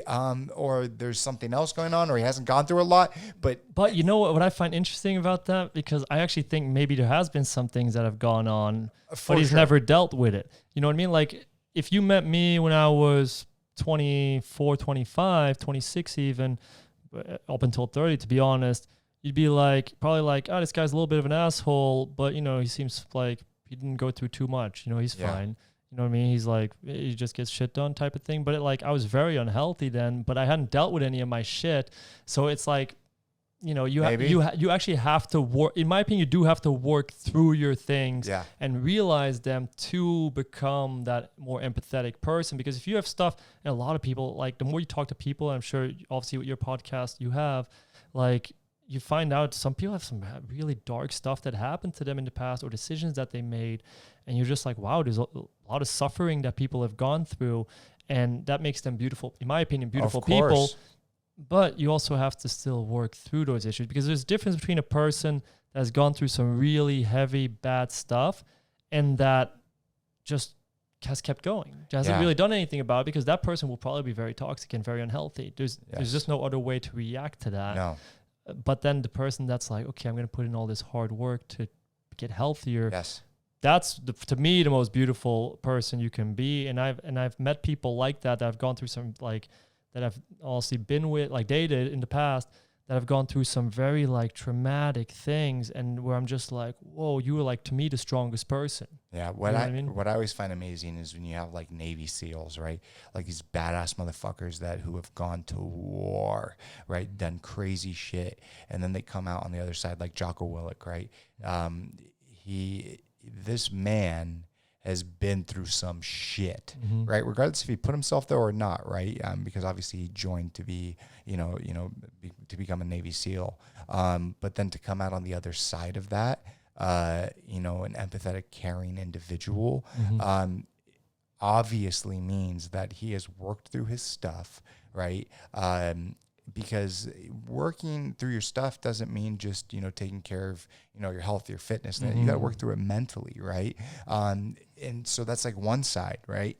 But then you have these individuals that go to war and like PTSD, and it just brings them the fuck down. And some of them end up shooting up places or killing themselves, right? Yep. Or, getting into drugs, all these other things, right? So it just does go to show, if you have someone like Jocko who's able to really use his presence, use who he is as an individual, to inspire and lead and care, because like even through like his podcast and through his businesses and his social media, like what type of person he is. It just blows my mind. So it's like, yeah, there's people like that have gone to fucking war, people that have gone to war that have been raped, molested, drug addict, this, that, and the other, but are able to work through that. Everyone's wounds are different, right? Yep. Self-inflicted, not self-inflicted. But we do need to start thinking like, okay, how can we help these people? And so it's like, podcasts like this where we're talking about therapy a lot. It's like the fucking topic of this discussion right now. Yep. It just goes to show that it can work, but it does take time. Yeah, and I think the good thing about it is starting to get talked about more, I think. But like the more people talk about it, the better it is, because a lot of these problems I feel like are rooted in shame, right? Shame is like the big thing that all this destructive behavior comes from. Yep. So the more you can like be accepting of people and understanding of people, then people don't act out like that. They don't. No. Most people act out of shame. They just do. Like almost everything you can see that's like, whoa, that's crazy. That's shame. Of course, of course. It's like drug addicts, man. It's like fucking drug addicts. We, for so long, have imprisoned these individuals for I'm talking about non-violent offenses. Throwing them in jail for fucking having heroin, cocaine, crack, speed, whatever the fuck it is, marijuana back in the day, and still people get locked up, which blows my fucking mind. But we incarcerate them. That is insane, because some countries like Portugal have legalized pretty much all drugs. And all of a sudden crime rates went way down. Absolutely. Obviously, drug use went way down. 100%. Oh my gosh. When things are taboo, people want it more, right? That's just how we work as human beings. But we have classified these drug addicts as bad people. Fuck you. They're not bad people. They're covering the pain from their own life with this drug, right? That is, like you were saying earlier, right? Once you stop playing tennis, like everything kind of fell. But before that, you had this outlet, right? It was like your fucking drug. And then when tennis was healthy, quote unquote, for the way I was using it, because it's accepted. And there's things that people do that don't get talked about that are accepted because they're like, oh, it's okay. Like even like people that like, if you're scrolling Instagram 5-6 hours a day, like that's also an addiction, and you're also escaping something, but it's more accepted because it doesn't look explicitly destructive, of course, but it is destructive. Fuck yes, it is. You know what I mean? And it's overeating, or even alcohol, which gets accepted a lot, which is crazy. Yeah, like all these things are as destructive. The only difference is that drug use is stigmatized, obviously, and obviously also because there's more danger there in terms of how quickly it can kill you. You know what I mean? Sure. Like that maybe is one of the things the cartels, too. all that shit, like right? or just overdosing or whatever. Yeah. There's things that can happen that you can't really, I guess, overdose from Instagram. You know what I mean? But they're all destructive. One just takes a lot longer. Yeah. You know what I mean? But they're all destructive. They're all destructive, and it's like sometimes all these things are acceptable. Some people think they don't have a problem. Yeah. You know what I mean? Because that's it, right? And they're like, I'm mentally healthy. I don't have a problem. Yeah, sure. Like I'm on Instagram 4 hours a day. No, fuck you. Or yeah, like I drink like a couple of drinks every night, or I get drunk. Well, a couple of drinks. Yeah, a couple of drinks. Well, a couple. A bottle. When I say a couple, I'm like 4 or 5. Okay, yeah. So if you're getting drunk every single night, like you're definitely avoiding something. But for so long, we have stigmatized and incarcerated these individuals where they don't need locking them up into a system that's not fucking working. Anyone listening to this, I want to shout out Joe Rogan real quick, because he had the Innocence Project. Can you pull up the names of them real quick? It was like one of the most recent podcasts, just like Joe Rogan Innocent Project. You'll find their name is like Josh from. I don't want to fuck up their names, but he had them on, and these two individuals came on to share what the fuck is going on with criminal justice reform, things that I'm talking about right now, and how we are, and individuals that were wrongfully accused of fucking murder. Well, in America, it's really fucked up. Well, it's fucking terribly fucked up. Yeah. But what happened during this podcast right here? Let me say their names. Josh Dubin and Jason Flom. Shout out to these two guys for coming on to Rogan's podcast, because for me, This was the most influential podcast Rogan has ever done. And it shed light on our system in America. I don't know if you know, but if you put everyone all around the world, all the prisoners into one jail, right, and broke them up by their country, 25% of them are from America, but only 4.5% of the world's population lives in America. And so this system of nonviolent drug offenders, right? Individuals who have a suspended license. So you're driving, you get a ticket, right?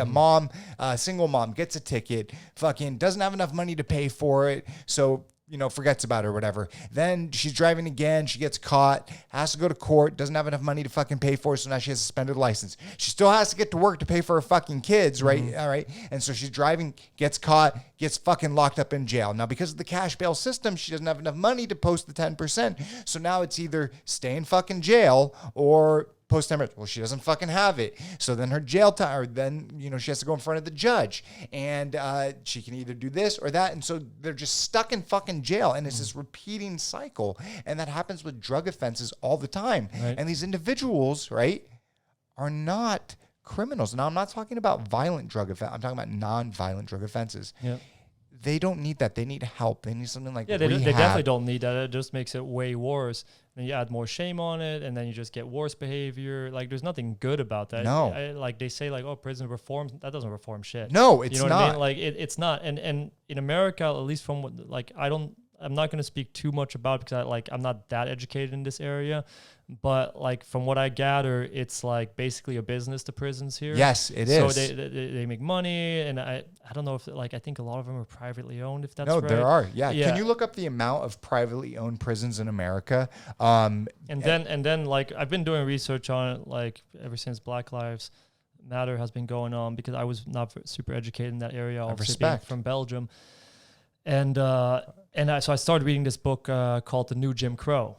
Yes. I don't know if you've heard it. Well, no, I know the Jim Crow, and I want to stop you real quick. So it says right here, 8.4%. So statistics from the U.S. Department of Justice show that as of 2013, there were 133,000 state and federal prisoners housed in privately owned prisons in the United States.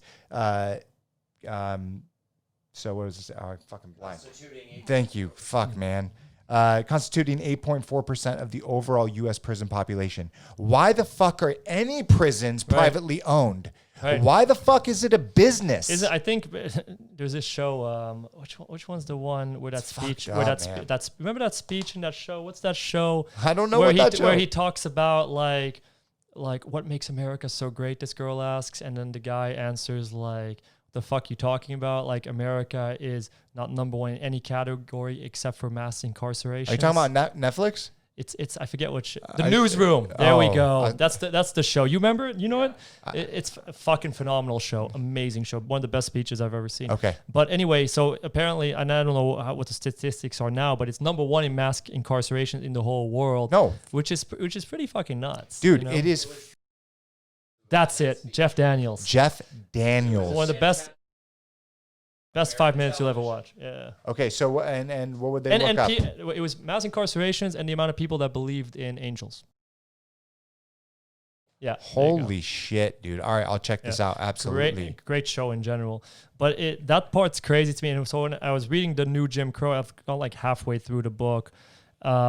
And what it talked about, like all these things that were created, and even like how a lot of these prison systems were created, basically like were racist systems because they're created to basically put black men and women, especially black men in prison. And you see like something like, what was it, the Reagan law or something back in 82 or something, when they did the war on drugs. The war on drugs. But at the time, there weren't any drugs in these neighborhoods, not very much, and it wasn't noticeable. But then they started like doing it and like building it up, and they use it as an excuse to put more people in prison. And that's what this 100%. Book talks about. And like, again, I'm not going to talk a ton about it because I'm not going to pretend that I'm super educated in this area.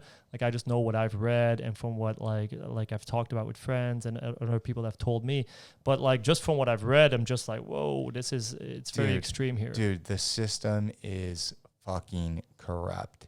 And that is just straight facts. And if we continue to do this, it's just a fucking cycle that never is going to change.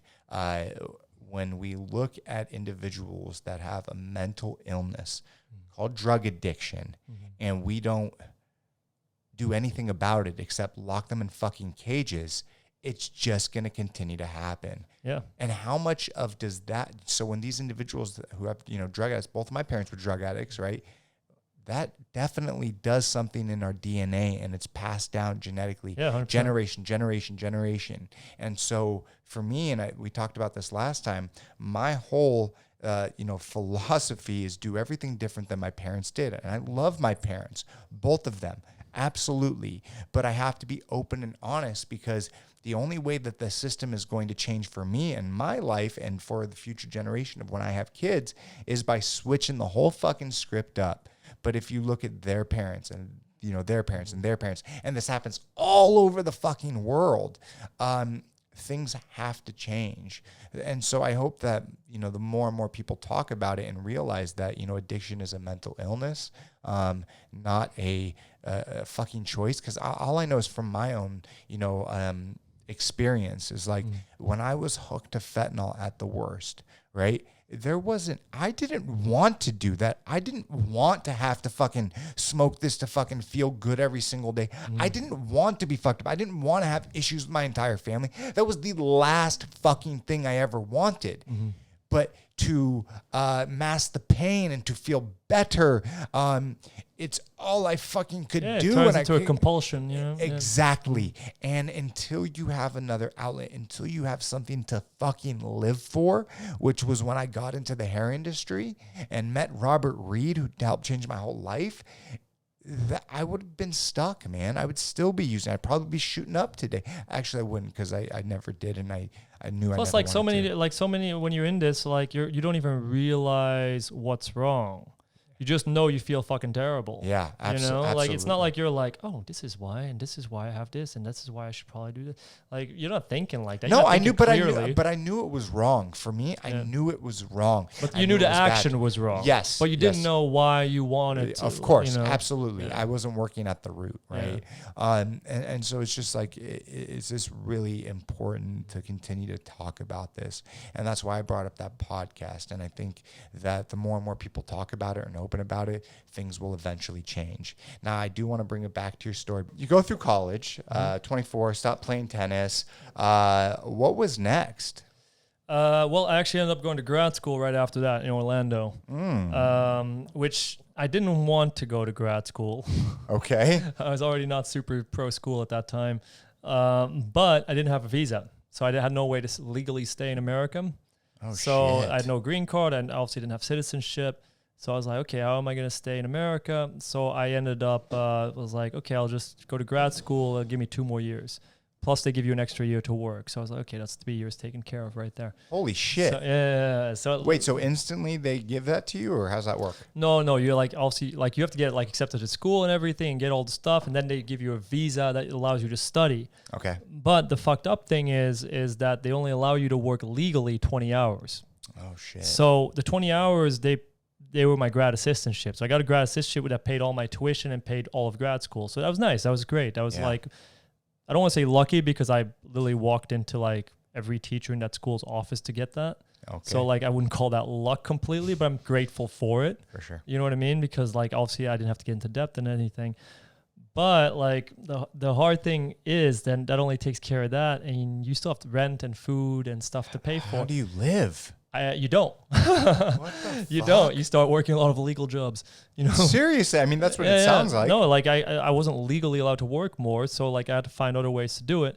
So like I lived on Craigslist. Holy shit. You know what I mean? Like me and my brother both, because at this point he was out of status too, I believe. So like he not out of status, he was like in transition, they call it. Okay, you guys both became gigolos? I considered it actually. Yes, I'm sure. There were a lot of weird ideas that came into my mind, how to pay for shit. Yeah. You know what I mean? Oh my God. So I considered a lot of things. Oh my God. But no, we started living on Craigslist and taking all these odd jobs, and like we eventually also got like this job like working, not catering, it was like setting up events. But it was pretty obvious that everyone was working illegally. Okay. You know what I mean? Literally, like no one spoke English. Like me and my brother were the only people that spoke English in that group of like 20 people. Holy shit. So that paid for like things. And then eventually like a year later, we eventually finally got some tennis lessons that we could give, and then we were good. Damn. You know what I mean? But it took a while, and yeah, that year was rough. Like that's a fucked up system, man. Yeah, man. Look, like we had to like, you know, and then you had to steal some things from Walmart to live. So, you know, like we had to really do some shit that, like, you know, you're not proud of, but I'm also not ashamed of it. You know what I mean? I get that. I'm more like, I'm trying to survive. I'm trying to eat. So like, you know, we did what we had to do. But yeah, it doesn't, the visa system doesn't allow you to really take care of yourself. Holy shit. You know, man. they I guess want parents to take care and send money. So it's only for rich kids. Like that's what the system sounds like it's set up to be. If you're an international student, you usually need a lot of money. So let's really explain that really quick. So you're an international student. You want to come to fucking school here, right? All you can do is work 20 hours a week. Yeah, that's legally what you're allowed to work. So what I did, my whole process from undergrad to grad school was undergrad. I was living in Australia at the time, and I emailed, I believe, like 50, 60 schools. But I emailed them my tennis stuff because I was trying to get a tennis scholarship. Yeah. So I emailed them my tennis video with tennis stuff, and I get like 10 offers, then 3 that were like basically full scholarships. So I chose out of those schools. That was how I did undergrad. Then once I got through that, I went to grad school and found the schools that were the grad assistantship paid for everything, which not every school does. Wow. So I found one, UCF in Orlando, that paid for everything. So I was like, okay, I'm not going to depend on just my test scores and my application. I'm going to drive down there and walk into every teacher's office and ask him for that grad assistantship. So I did that, and then eventually one guy took me on, and that ended up paying for grad school basically while working these side jobs to pay for the rest of the stuff. Yeah, so you get your school paid for, right?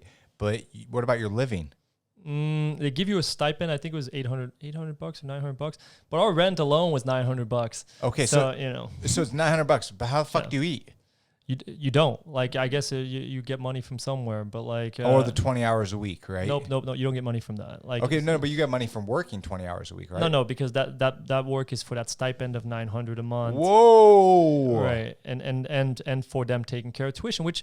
You okay, know, it's a pretty good deal because what do you have to do? Like obviously like tuition was taken care of, so I didn't have to pay anything for school. So it's still a good deal. It would just have been cool if they would have allowed 40 hours of work, because then I could have just taken another legal job and just taken care of my other expenses. Yeah. So then I basically had to just do all the illegal jobs that I could find and just cash jobs and stuff, which was like, yeah, it was just living on Craigslist and every morning doing that.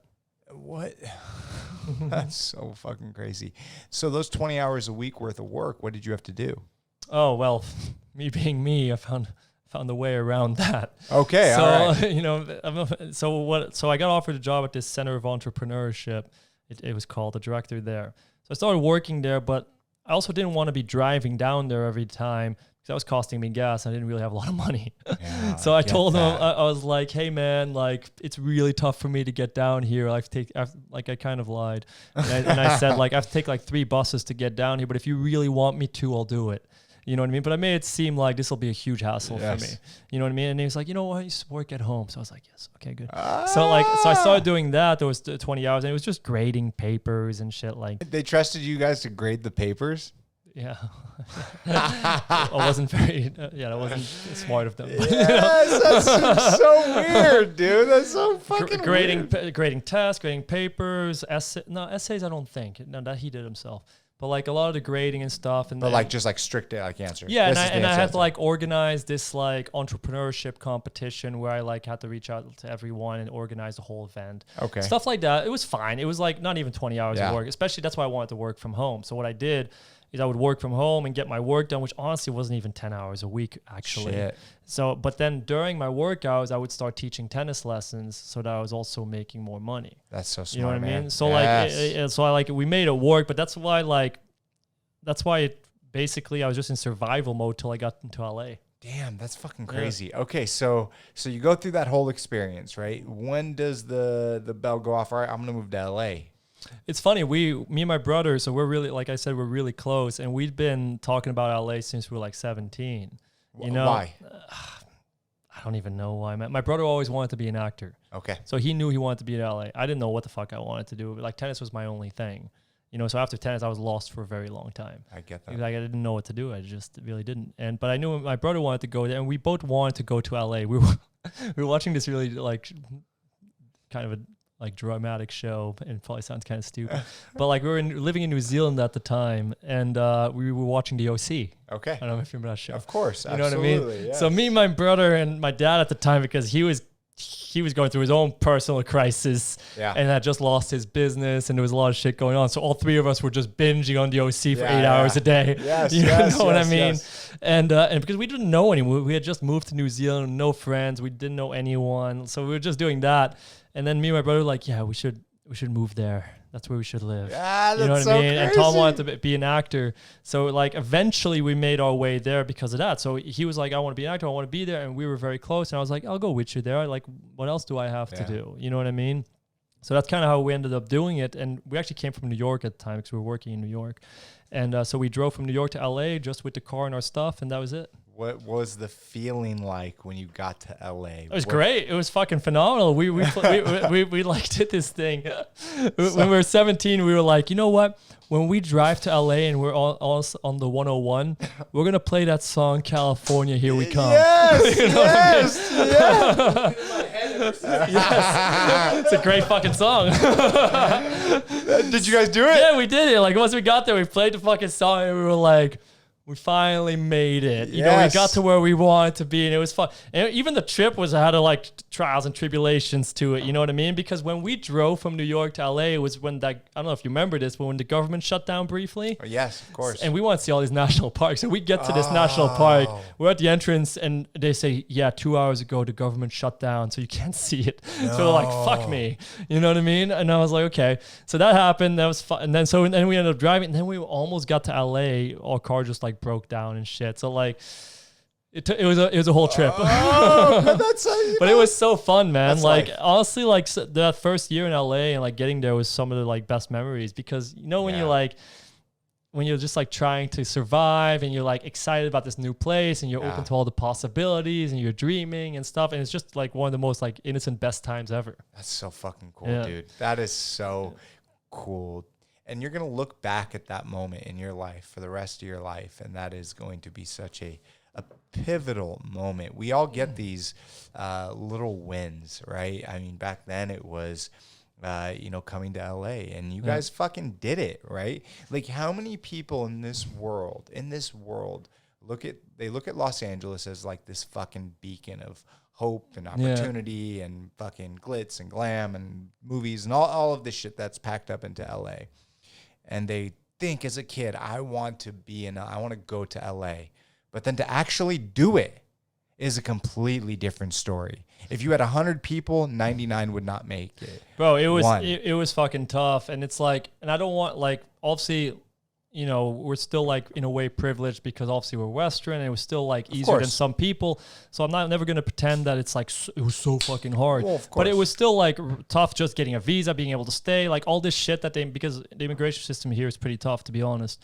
And so it was like tough for us to stay and to eventually get to LA just seemed like such a pipe dream when you're living in New Zealand and you're like basically binging on the OC. It doesn't seem like a real possibility. Yes. You know Did you guys watch The Hills afterwards? Oh, fuck no. No, fuck no. That's so fucking funny. But it's funny, like at the time, we almost decided to stay in New York first. So we were living in New York at the time because I'd gotten this tennis director job, which even the way I got that was kind of funny. Like I was living in Orlando at the time, and we were both looking for summer jobs to basically pay for our next year because we wanted to add some money and finally not be struggling for a whole year. You know, so I applied for this teaching job, and this guy calls me, and he's like the owner of it or something. He's like, "Hey, just checking, are you applying for the tennis director job or the tennis pro job?" Tennis pro job is just teaching lessons, you know? And I was like, I was 24 at the time, or 23. And I was like, you know what? Let's go for the tennis director thing. So I was like, yeah, I'm applying for the tennis director job. Shut up. And you got it? Yeah, like it was a whole process. It took like 5 fucking interviews. And like I basically convinced him to take me on. I was like the youngest like director there and shit. Holy and shit. It was fucking cool. It was really fun, man, because it was like, that whole summer, and I did that job for 2 summers, was so fucking amazing because it paid really well. Yeah. And I didn't have any cost because they set you up with a room, they set you up with Shut food. up. I was just, which was perfect for LA. So we came in with a good amount of savings to LA. So it was amazing. And I ended up hiring, because I was allowed to hire 10 people, which, you know, I'm this like 24-year-old. I'm just like going nuts. I'm just like, yeah, money. And I'm allowed to do whatever the fuck I want, hire whoever I want. So I ended up hiring like 6 of my friends. Yes. You hired your brother? Yeah, I hired my brother. That was it, of course. You know what I mean? But I was like, I even hired like this guy that didn't know shit about tennis. So I was like, yeah, buddy, come. It ended up being like the most fun summer, man, because we were just like, you have no responsibilities. You just, obviously during the day you do, because you're teaching the kids. Yeah. So you're teaching these kids, which is fun because they're kids. You know what I mean? It's not serious. So you're having fun. And then like at the end, you're like, I finally have money and stuff. And then you're like partying and having fun with your friends that are all living like in the same building. Yes. So it was just like perfect. It was the most enjoyable thing ever. It's It was like so a fraternity, fun. man. Yeah. I mean, I hated frats when I was in college. Yeah. But that's what I'm saying, though. It's a band of brothers for. No, it was amazing, man. Like it was one of the best summers for sure. And we almost ended up staying in New York. Wow. I got offered the tennis director position full time to stay on, but like I knew I didn't want to do that. Okay. You know what I mean? Because there was something for me that just felt like this doesn't feel like it's going anywhere. Like it just felt like, okay, you'd already be kind of towards the ceiling of what's possible there. So I was like, I just don't want to do that. It doesn't feel exciting at all. So we ended up then driving to LA. Ah, man, that's fucking crazy. I mean, because you turned down the money. I know, it was sure money, man. And at the time, like, it was a lot, too. It was like, I think it was like $150K. And I was just coming out of college. So I was like, that fucking sounds amazing. You know what I mean? Like, and they would take care of my room and everything. So I was just like, this was like a golden ticket type of thing. It was like $200K. Yeah, it was amazing. You know what I mean? But like, I also knew that I'd be really unhappy. Yeah. So. I mean, but 23, 24 years old, conned your way into getting the director. Yeah. And you knew how to play tennis. So, I mean, it's not like you con, but it's No. But I didn't know shit about directing. Yes. I had to learn a lot that summer, man, because you're taking care of 120 kids. So, like, all the responsibility basically comes on me for these 120 kids. Wow. And it was stressful sometimes because, like, your biggest fear is losing one of the kids. You don't want to lose one of the kids. What do you mean? Like just like that he disappears and walks off or gets picked up by someone he's not supposed to be picked up by. Yeah. So that's your biggest fear. And we had one day that like we couldn't locate one of the kids. And the parents all of a sudden got to the pickup side and they're like, where's my kid? And I'm like, fuck. Like, obviously I'm freaking out at this point because I'm like, we don't know where this kid is. And we had just assumed that and he had already been picked up. Wait, what? So this kid had already been picked up. So I'm thinking like, oh, fuck, this kid just got kidnapped or something. Oh, no. You know what I mean? Because the parents were there like, where's my kid? And I'm like, oh, fuck, no. You know what I mean? And we just assumed that was who's supposed. It ended up being their like nanny or something. And they had like confused the day they were supposed to pick up. But I was like having a mini heart attack because I'm like, I just lost someone's kid, you know, and I'm about to go to jail or something. I don't know. Dude, that had to have been I can't even imagine what you were going through at that experience.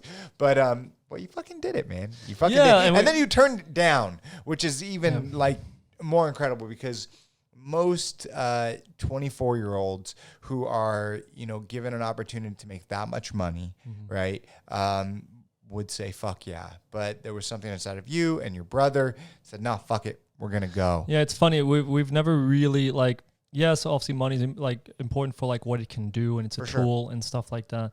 But I don't think I've ever really been driven by that. Yes. Like now I'm at a stage in my life where I do want to build wealth and I want to build money and I'm 34 and I want to like in the future have a family and I want to be able to take care of that family, things like that. Yeah. But it's motivated because I want to take care of my family and I want to have experiences and things. But like money has never really just been a primary motivation for me. Well, I think that, you know, the way to live your life is to do things that make you happy. To be able to live, and I know most people do not get to do this, and it's very unfortunate, but to live life on your own terms. And so to be driven by money and that be the only fucking thing, you get so blinded and get so fucking jaded, man. It is, man. And honestly, like I will say, like as much as I've said like things that were chaotic in my childhood, like my dad was really good about that. He was always one of those people like, do whatever you want, pursue whatever you want, and it's possible. And he was always like, just figure it out. Like he would never baby us. He would never be like, oh, I'll help you do this. He was always like, whatever was you have to do, figure it out, and you're able to figure it out. He would expect you to figure it out. All right. And which is always a really great thing because it like taught me a lot about entrepreneurship and watching him too. Like he had so many different companies. At one point he had a midlife crisis and like decided he was going to be someone that made cheese. What the fuck? Wait, what? And he always worked in like car logistics and like more like business type settings. And at one point he was just going through this weird midlife crisis, man. Like he must have been like some end of 40s or something. And he decided he wanted to live in a small village in Romania and make cheese. That's what he wanted to do. What the fuck? So, and you know, to his credit, the cheese was very good. What the cheese was very good. And he was so good at bullshitting that he got himself a 2-page spread of Forbes Romania. So he got himself in Forbes Romania 2-page spread, and I remember reading the article. He still has it, of course. He's super proud of it. And I remember reading it, and it says bullshit like, "Yeah, the cheese has been in the family for 3 generations." I'm like, what the fuck? What generations are you talking about? You know what I mean? And honestly, like that's like as much as I don't like think like lying is good and obviously like things. There is something that is okay, like in my being able to do that and start something from nothing, and kind of find your way in. That I find like that's a good skill to have. I don't condone lying in that way. I think there's a fine line. There is. But I think there is something of being able to have that ability to start from nothing and just make it happen. 100%. And my dad's always been amazing at that. So like that's something that kind of like we've always learned.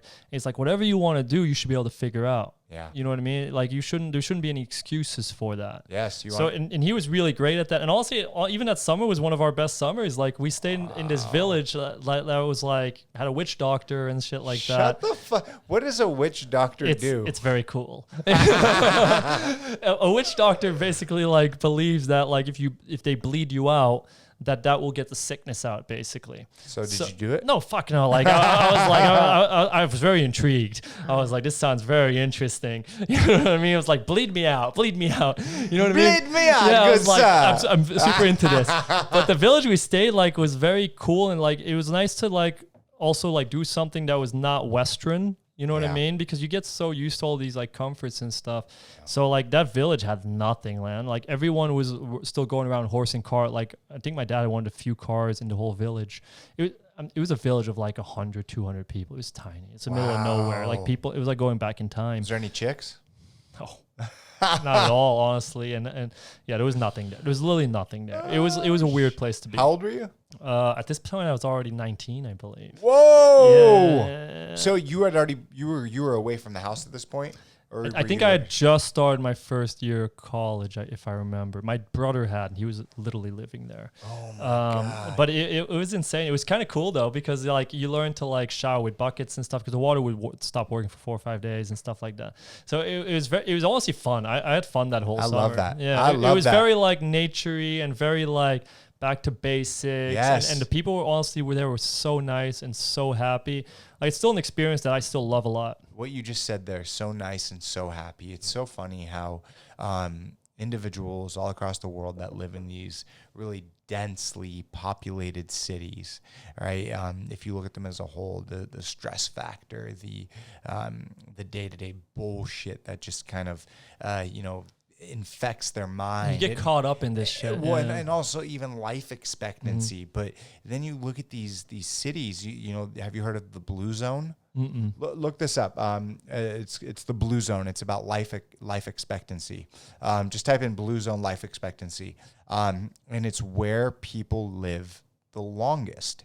And you'll be so fucking blown away. Watch it. So right here. The individuals who are reaching 90 or even 100 years old in the blue zones are often able to live active, normal, medication-free, mostly healthy lives all the way to the very end. Will you click on that? And I'm just going to say where the blue zones are. So the Italian island of Sardinia, yeah, makes sense. Okinawa, Japan, Loma Linda, California. Oh, interesting. Wow. Costa Rica, and then... Icaria, I don't know how to fucking pronounce it. Yeah, isolated Greek island. No, I just didn't know how to pronounce the Icaria. But these areas, I mean, Loma Linda, I don't know what are they making wine in Loma Linda? I don't know why that's in there. That's fucking weird. I mean, shit. Let's see right here. So Loma Linda, through the province of Loma Linda, has truly grown and prospered beyond the early leaders' expectations.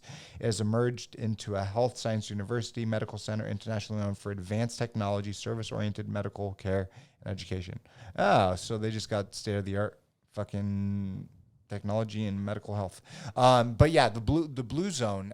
There was not Zac Efron's new show. What's it called? Oh yeah, I remember that. Zac Efron.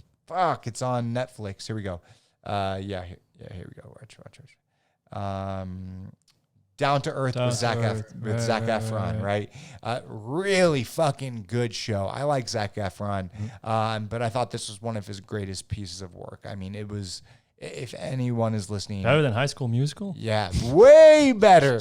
No, but one of the episodes was kind of about this area of the Blue Zone, and they went to I believe it was the island of Sardinia, and you had individuals that lived close to nature, and it was just amazing to see some of these older folks. Like there was this guy that must have been 90, 100 years old, and every single day he walks a quarter mile and stops off at the local bar to drink a glass of wine, and just like this whole fucking thing. And so people in like Romania, where there's just less bullshit, especially where the cheese farm was, I could totally understand how they're happier, healthier, and honestly, I think my dad was happier there sometimes than anywhere else. Because he was, I think deep down he likes a more simple living. Yes, to be honest. That's what they say about the Amish too, man. It's just like that simple living, back to the basics. That just who we are as human beings. We weren't, for generations, thousands of years, we weren't in these fucking sky rises and all this fucking, polluted bullshit. It's just been in the past few hundred years, right? And obviously with modern medical care and everything like that, so we're living longer now. But the mind, man, like I hope that my life is like this. It's like on an upward trajectory, right? Mm-hmm. And then the last fucking year just drops. Not where it's like on an upward trajectory and then the fucking last 10, 15 like years, stagnate. It was just fucking going down because of health issues and things like that, right? Yeah, there's a saying that you want to die with your boots on. I don't know where I heard that, but I heard somewhere. Yeah, but I do. I want to die with my fucking boots on, dude. Die while I'm walking, running in the middle of the fucking wherever, man. Yeah, and I strongly believe in that too. Like, I don't believe in, for example, retirement. I don't think I ever want to officially retire. I get that. And I also feel like most people that retire, they usually deteriorate really quickly after that. So, like, if I want to, like, the way I see it is, like, the older I get, I just want to be focusing on the parts of business or whatever my thing is at the time, and focusing on the things that I enjoy of it, and only that, and everything else is outsourced or given to other people, but I'm focusing still on the work. Yep. You know what I mean? Maybe 100%. I'm not stressing out as much about it. Yeah, no. And not as many hours, but I'm still doing it. Of course, you're doing something. Yeah, like still active. Something you're passionate about. I think if you don't have anything, that's when it really goes down. Watching even fucking think about Fox your mental News health. or CNN Even when you think about day. your mental health, shit goes downhill when you don't have anything. Of course. Oh my gosh, absolutely. That's why for me, people always ask me, like, Brock, how do you do it? You're doing this, you're doing that, you're doing this, you're doing that. I can't imagine my life not being the way it fucking is. You know what? And doing all of this. That's so funny that you say that. I used to have like a lot, not shame, but I used to have a lot of like, ooh, I don't want to be this guy that's just like doing a lot of dabbling or something, because like I think in the past, like especially pre-therapy, I did do that a lot. I would dabble and then move on, move on. And that's also not good because to be successful, you need to be consistent. Consistent is very important. I didn't have that. Like consistency was not part of anything that I did. Yes. No, you know what I mean? The same way. And so I've learned that through time, but I also now have more of a fear of like dabbling. Yeah. That's there, which isn't always good either. You know what I mean? Because I do feel it is good to do multiple things because I've noticed that keeps me more passionate. I've noticed if I only do one thing, I start feeling like boring. But if I have a couple of things going on, not too much where I get overwhelmed or it gets like it starts hurting something, but just enough that it's like you're excited. Yes, of course. You know what I mean? Because like for me, maybe for you too, but like starting something new is always super exciting for me. It is. You know what I mean? And that's also like when I came to LA, what was exciting for me is when I got here. In the beginning, we had no idea what the fuck to do. Like the first 3 months, we were like, how are we going to make money? You know what I mean? We were just burning through our New York savings like our life depended on it. And like, I think we burned through it, most of it in 3-4 months because LA is fucking expensive. It is so You know expensive. what I mean? So like we burned through most of our savings. And eventually I got this like paid internship at this like advertising company because I thought at the time, because I took all these fucking personality tests. All these work tests, all this shit I spent so much time on that said what I would be suited for. And I did this. So I said like advertising a lot. So I started doing that. And all of a sudden, 3 months in, I realized like, I hate this. This is like killing my soul, being at a 9 to 6 here. Yep. And like, eventually I was starting to leave at like 4 p.m. because I just didn't want to be there. I get that. Worst employee, but like, I'm a very terrible employee, honestly. But like, and so I just fucking hated it. And I called my dad. Actually, about in 3 months in, I'm like, I don't know what to do. Like, I hate this. Like, I really don't know what to do. And he's like, my dad being my dad, it's like, you know what? Why don't you just start this car company? Like, it's easy. You know what I mean? It's like, why don't you just start this like car logistics company that like moves these cars for internationally, like all these old timer cars, like 67 Mustangs and things like that. So I was like, oh, that sounds fun. Okay, cool. Let's do that. So I quit. So I quit my job, and I quit my job, and he was like, "Yeah, I'll teach you how to do it." Yeah. But it's typical my dad. He overpromises how much he's gonna help. Yeah. You know what I mean? So like, he's just like, you know what you gotta do? His voice is just like no advice. He's like, you gotta do is you just gotta call him and make sales. I'm like, oh, thanks for the training. Thanks, Dad. This is good training. Dad. And so like that's what I did. So I started just cold calling people, and like in a month I got like my first big customer. And I'll never forget this because I vividly remember in my memory when I got my first big customer. It was the biggest car importer in Europe at the time, which was like a huge get. You know what I mean? Especially like a month in, which they didn't know because it seemed like my company existed for a long time. Yeah. So I still remember calling this guy. It was a guy in Holland. And at the time, my phone I didn't have an extension cable. I didn't want to pay for it. So like it was like in the living room. And I remember I had my just like my tennis shorts on, shirt off. I'm like on this phone that like sitting on the floor because I didn't have a chair. So I'm like sitting on the floor. My roommate at the time is like lightly strumming his guitar because apparently he doesn't give a fuck. So he's like lightly strumming his guitar. My other roommate's like smoking weed. And I'm just like on the phone with this guy that's like has this company that's fucking like multi-million dollar. And I'm just like talking to this guy, convincing him how good my company is for him. And like that ended up being my first client. And then like I basically leveraged him into multiple clients till he found out that a lot of stuff that I said was bullshit. So then he left for a year, then he came back. No way. Yeah, but then he left for a year, but by that time I'd already like leveraged that into multiple clients, so I was good. But then he came back a year later. But like, yeah. Wow. So there's good and bad about that. There's obviously, it's not good to overpromise and lie. No. Because that shit will blow up in your face. And I learned that the hard way through not even just that, because it took me a couple times to make that mistake before I really learned. Yeah. You know what I mean? Because I was just like, yeah, bullshit. Of course. You know what I mean? So I eventually learned the lesson. But I can't completely regret it because without the bullshit, I wouldn't have been able to start the company. So it's kind of like, dude, there's a difference between bullshitting and lying. That's the thing. And you know what? Like Richard Branson's one of my all-time favorite entrepreneurs. Yeah. Like I've read all his books. Like if I would mirror anyone's like lifestyle, it would be his. Like he's so adventurous. Yes. He did like a balloon ride across the world. That's all this cool shit. And he's still, even now, like I had a friend that knows him, and apparently that's whatever he is now, 70 or whatever. He was still dancing on the dinner table and shit like that. So he's still like very adventurous. And I love that because that's how I want to be when I'm 70. He's going to live his life. Yeah, he's like that. He's like that and then boom. And that's how I want to live my life. And he talked about this in his book that when he started his first company, that this was Student Magazine, I think it was.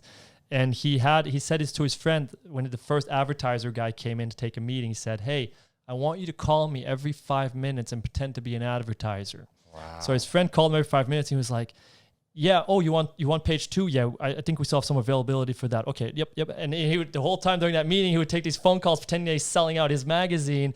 And the meeting he was taking, the guy was like, "Oh fuck, I better get on board because this guy's selling." So that's how he got his first thing. And so I was like, that always stuck with me. And I was like, good, cool move. Dude, it was such a brilliant fucking move. And that's why, like, when I said it, I was like, there's a difference between bullshitting and lying. Lying is fucking just dirty and gross. And bullshitting is like, yeah, you know what? It's not fully the truth. I used to say I don't do that anymore because I'm trying to be like way more. Yeah, I know. I get my word now. Yeah, me too. But like I used to call it future projecting. Yes, yes. It's not lying or bullshit. I'm future projecting. It's like what you said earlier, physical or professional. What the fuck before therapy? What was the word? Oh yeah. What's it? Professional. What is it? Professional coaching. Performance coaching. Performance coaching. There we go. Same Yeah. thing. Yes. Why can't we? Exactly. Right. There you go. A new argument for my way of doing it. It's so true though. It's like fucking bullshit, but whatever, man. But, so I started the company like that, and which I was super happy. I finally like had a lot of money. Like I was doing for what I saw as a lot of money. Yeah. You know what I mean? And I was doing well, and you know like. It's the first time that I finally like splurged on something that was like not survival. It was like a vanity thing. I bought like my car. I sold the car I have now actually. It's like BMW Cabrio that like with the roof. So it was like always like I need it. And you just got it. So I got it then, and I was very proud of it. Like in hindsight, I don't care anymore because I realized I'm not a car person. My next car is gonna be like a Honda fucking Civic. Yeah, like I realized later on I'm not a car person. Like I still like it when I put the roof down sometimes because it feels nice. Yeah. But like I realize I'm not a car person, and I realize I don't care that much about stuff like that. The only car I care about is getting a Cybertruck. But until that fucking is fully, until that shit is fucking fully out, dude, my next car is, I don't even give a fuck, dude. I just want to stack money, save money. And for me, dude, I was like leasing cars, right? Which is like the worst financial decision you could ever do. It's like, here you go, here's $15,000 and then I get nothing. What the fuck? It should be a goddamn crime. So for me, dude, until that's just full out, dude, my next car, I don't give a shit, dude. I really don't. I mean, I'm gonna ride my car till it breaks. But like I'm not a huge car person anyway. Yeah, well, like I'd rather like eventually get like a nice place to live or something. That would be nice. Well, that's exactly that's like it. A tennis court would be nice. But anyway. But anyways, like I started that company and like. And this is probably like this says also where I was in my mental state because I obviously wasn't mentally healthy at this point at all. So like I got it going. I was really excited about it. I was very focused on it, and I was doing good. But then once I got to a certain number where I felt like, oh, I'm comfortable now. Yeah, you know what I mean. Then I just like coasted because I was just like I didn't like the company that much. I was not passionate about cars. I didn't give a fuck. Like I wasn't passionate about the company at all. You know, so I was like, oh, like now I'll just coast and enjoy my life. Yeah. And so that's what I did. So I basically just enjoyed my life for almost the next 2-ish plus years. Wow. You know what I mean? And I traveled a lot, which was amazing. I just partied a lot, dated a lot. Like I did all that stuff, which was fun. You know what I mean? Until it felt empty. How old were you? I was under 30, so I must have been 28 or 29. Okay. Yeah, so I think I was 27. I had 27 when I had this company. So 27, 28, 29. Probably around there, I was just having fun, and like all I cared about was living as hedonistically as possible. You know what I mean? Good choice of words. Yeah, that's all I cared about at the time. Which at the time, like as long as you're going, you don't feel like something's wrong. Correct. You know what I mean? But then, like slowly, especially after a really bad relationship, I realized that things aren't going well, and that I'm really unhappy. You know what I mean? And part of it was just like mental stuff, obviously, but part of it was the company too. I didn't like the company. I was burned out. I didn't like it. It was just pure stress. I spent most of my days yelling at people. Wow. Because in that business, like you're dealing with logistics, people don't really do anything unless you're aggressive with them. They just don't. Like I tried it the nice way first. Trust me. You know, I'd rather do that. You know what I mean? But they wouldn't listen. Then they would take advantage, and then you have to be more aggressive to get shit done. And it's like, I didn't want to have every day be that I need to yell at someone. You know what I mean? So like, and I just didn't like it. So I like eventually stopped that. But at the same time, I had started a management company, which I did enjoy. Yeah. You know what I mean? And I remember when I started that, I started while I had the car company, because obviously that shit doesn't make any money until you get a certain amount of clients and them booking and stuff. It's very much like being an actor, honestly. So I started it because my brother had a manager at the time and an agent. And I was watching what was going on, and I was like, this manager doesn't seem to be doing that much for you, you know? And I was watching him, and I was like, you know what? I feel like I can do a better job than that. You know what I mean? So I was like, why don't I just start a company? should be easy. Holy shit. Wasn't easy. Yeah. So I was like, I'll start a management company. Fine, that's fine. So I started the management company, and it was fucking hard because like in the management, you need like 3 recommendations to just get access to the breakdowns, which is basically the auditions. To get access to the being able to submit to auditions, you need 3 recommendations. But if you don't know anyone, you don't know shit. It's fucking tough to get those recommendations. Wait, what do you mean by, so for people listening, what do you mean by recommendations? And so there's this thing called breakdown services, right? So they every day post, when it's not COVID, they post 60, 70 shows that have roles that need to be filled, that are auditions. Okay. Right? So that's kind of what you submit your actors to, you pitch your actors to, and you try to get them in the audition room like that. So to get on that website, you need 3 recommendations from people in the industry to show that you're trustworthy and legitimate, because they don't want just random Joe Schmoes. Yeah, they don't want this just getting out. They're very strict about this shit. So that was the first problem. I'm like, fuck, how am I going to do that? Yeah. And so basically, again, I just bullshitted a little bit, called some people, and until some people gave me recommendations. Holy shit. You know what I mean? And then finally got it off the ground. What would you say? Hold on. What would you say? How the fuck? You just call someone, hey, give me a recommendation. You don't fucking know me. No, I would do it backwards. So what I did, I told a couple of actors that I knew through Thomas, my brother, and I told them like, hey, look, I'll sign you. I'm about to get access to the breakdowns. Just put me in contact with your agent so I can get this recommendation, and I'll try to get it through that, and then I'll get it going like that. So that's how I did it. And then I called them, and I remember even one of the guys I convinced into it because I saw I did research on him, and I saw that he was also from Europe. So I basically spelled the spiel like, hey, Europeans got to stick together, you know? Yes. So that's basically how I got it done. And so it took a little bit more time than I thought when I originally started it. It's like anything. Yes. You're always so it's almost sometimes better to just go into it a little bit more naively and blindly, because if you start overthinking the shit, and if I knew how difficult it was going to be and how long it would take to make decent money, then I don't think I would have gotten into it. No, of course. Because it was way harder than I expected. So sometimes it's just basically just start, get going, and be a little naive and learn on the job, because if you really overthink this shit, you're not going to want to do it. The greatest advice ever given to me. The greatest advice. Really great advice. 4 words. Just fucking do it. Yeah. We spend so much time overthinking things and rethinking and overthinking this, that, and the other, blah, blah, blah, blah, blah, blah, blah, instead of just fucking doing it. And then along the way, you'll learn. You'll figure it out. And that's stressful for a lot of people. Of course. Because and that's why I also think you have to know yourself to know if entrepreneurship or starting your own company. Not everyone needs to start their own company. I think it's kind of become cool to do your own company, but it's not. It's not cool. It's actually pretty grimy. Yeah. You know what I mean? It's not cool. So if you don't need to do this, or you don't feel like this is something you really want, don't do it. Yeah. Because it's fucking hard. You need to be okay with a lot of uncertainty, because you're fully dependent on yourself. Yeah. And the amount of money really is based on your performance. If you're okay, if you love that, then do it. Otherwise, don't do it, because there's so much uncertainty and you're super dependent on yourself. It's not an easy thing. It's just too much. Yeah. It's a lot for a lot of people. Starting a business is not easy, whatever the fuck it is. And you have to be willing to put in the work, and you have to be consistent, man. Consistency is fucking key to anything. And it's you have to be consistent and just make sure you show up. I think sometimes people feel bad that they're not their best every day. It's okay to not be your best every day, as long as you just showed up.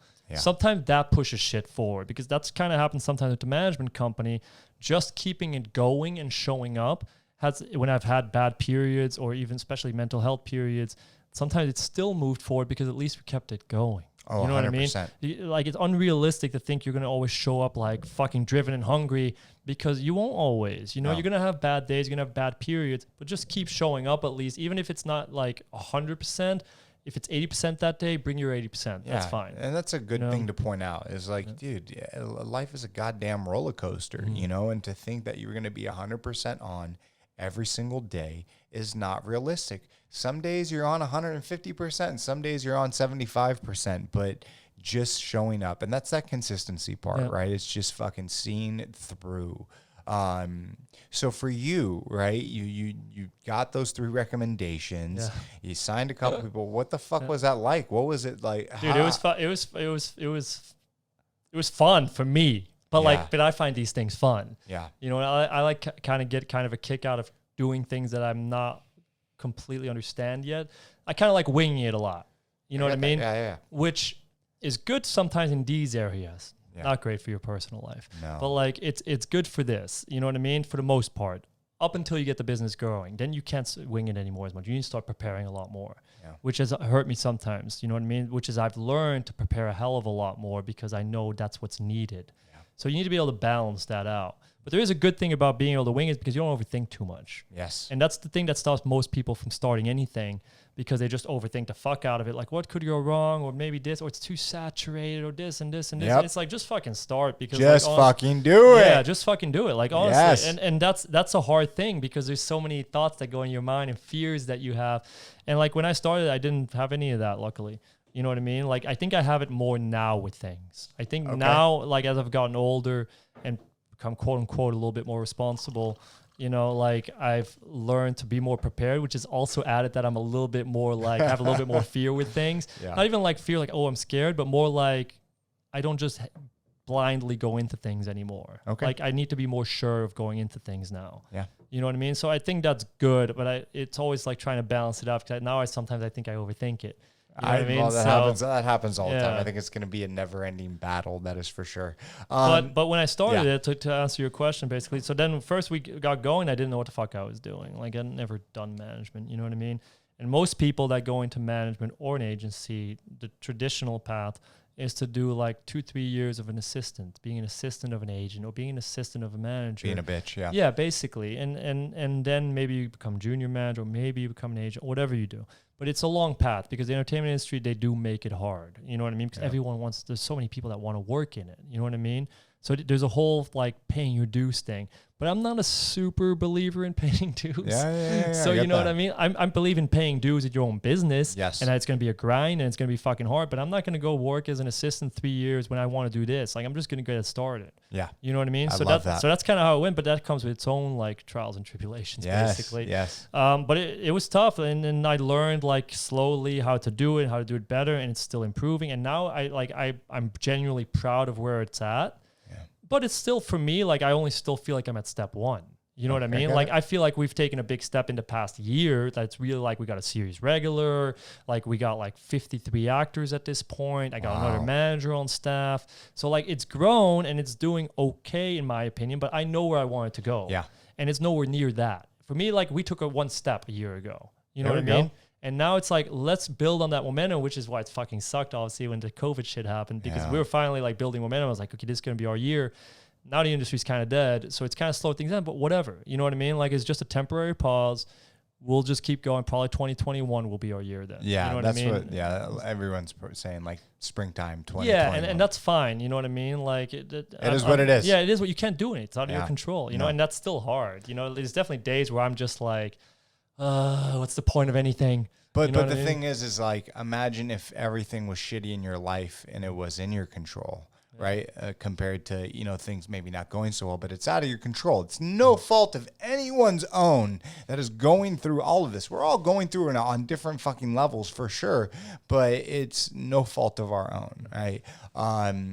So for you to be able to just kind of bypass the whole industry and fucking 53 actors and another man, like that's just fucking mind-blowing, man. Because I know with Alyssa, my wife, she works in this industry. I know exactly what paying your dues means, right? And it's fucking blood, sweat, and tears. Oh, she's a makeup artist, right? Yes. That's a fucking hard. Yeah. So she definitely paid her dues. But the fucking just great thing and terrible thing at the same time is like she'd been paying her dues for 5 years, dude, and finally in the past 6 months before all this COVID stuff blew up, right, she was killing it. Netflix, this movie, that movie, it was just fucking mind-blowing, and just seeing her paycheck and how happy she was, and just like I was like, God damn, girl, you're gonna fucking do it. I'm gonna see you fucking with an Emmy or an Oscar one day. And then all this happened, right?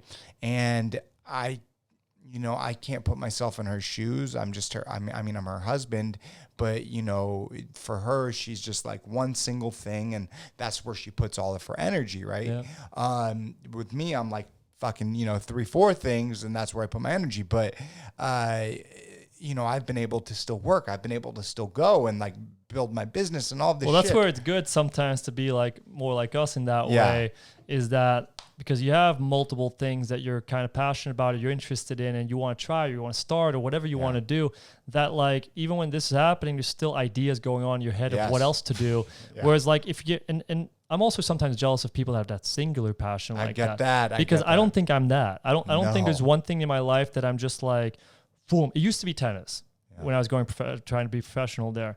But I don't have that anymore. There's not like one thing where I'm just super laser, like I'm 100% only about this and this is me. Yeah. Like I don't identify of any of that. Like, but I realize I'm passionate about growing things. Yes. You know what I mean? I enjoy that a lot. Absolutely. I enjoy that progress of these things. Feeling uncomfortable, my friend. I like to feel uncomfortable, which is so weird. Like when I smoke weed, right? Which is not as much as I used to back in the day, that's for sure.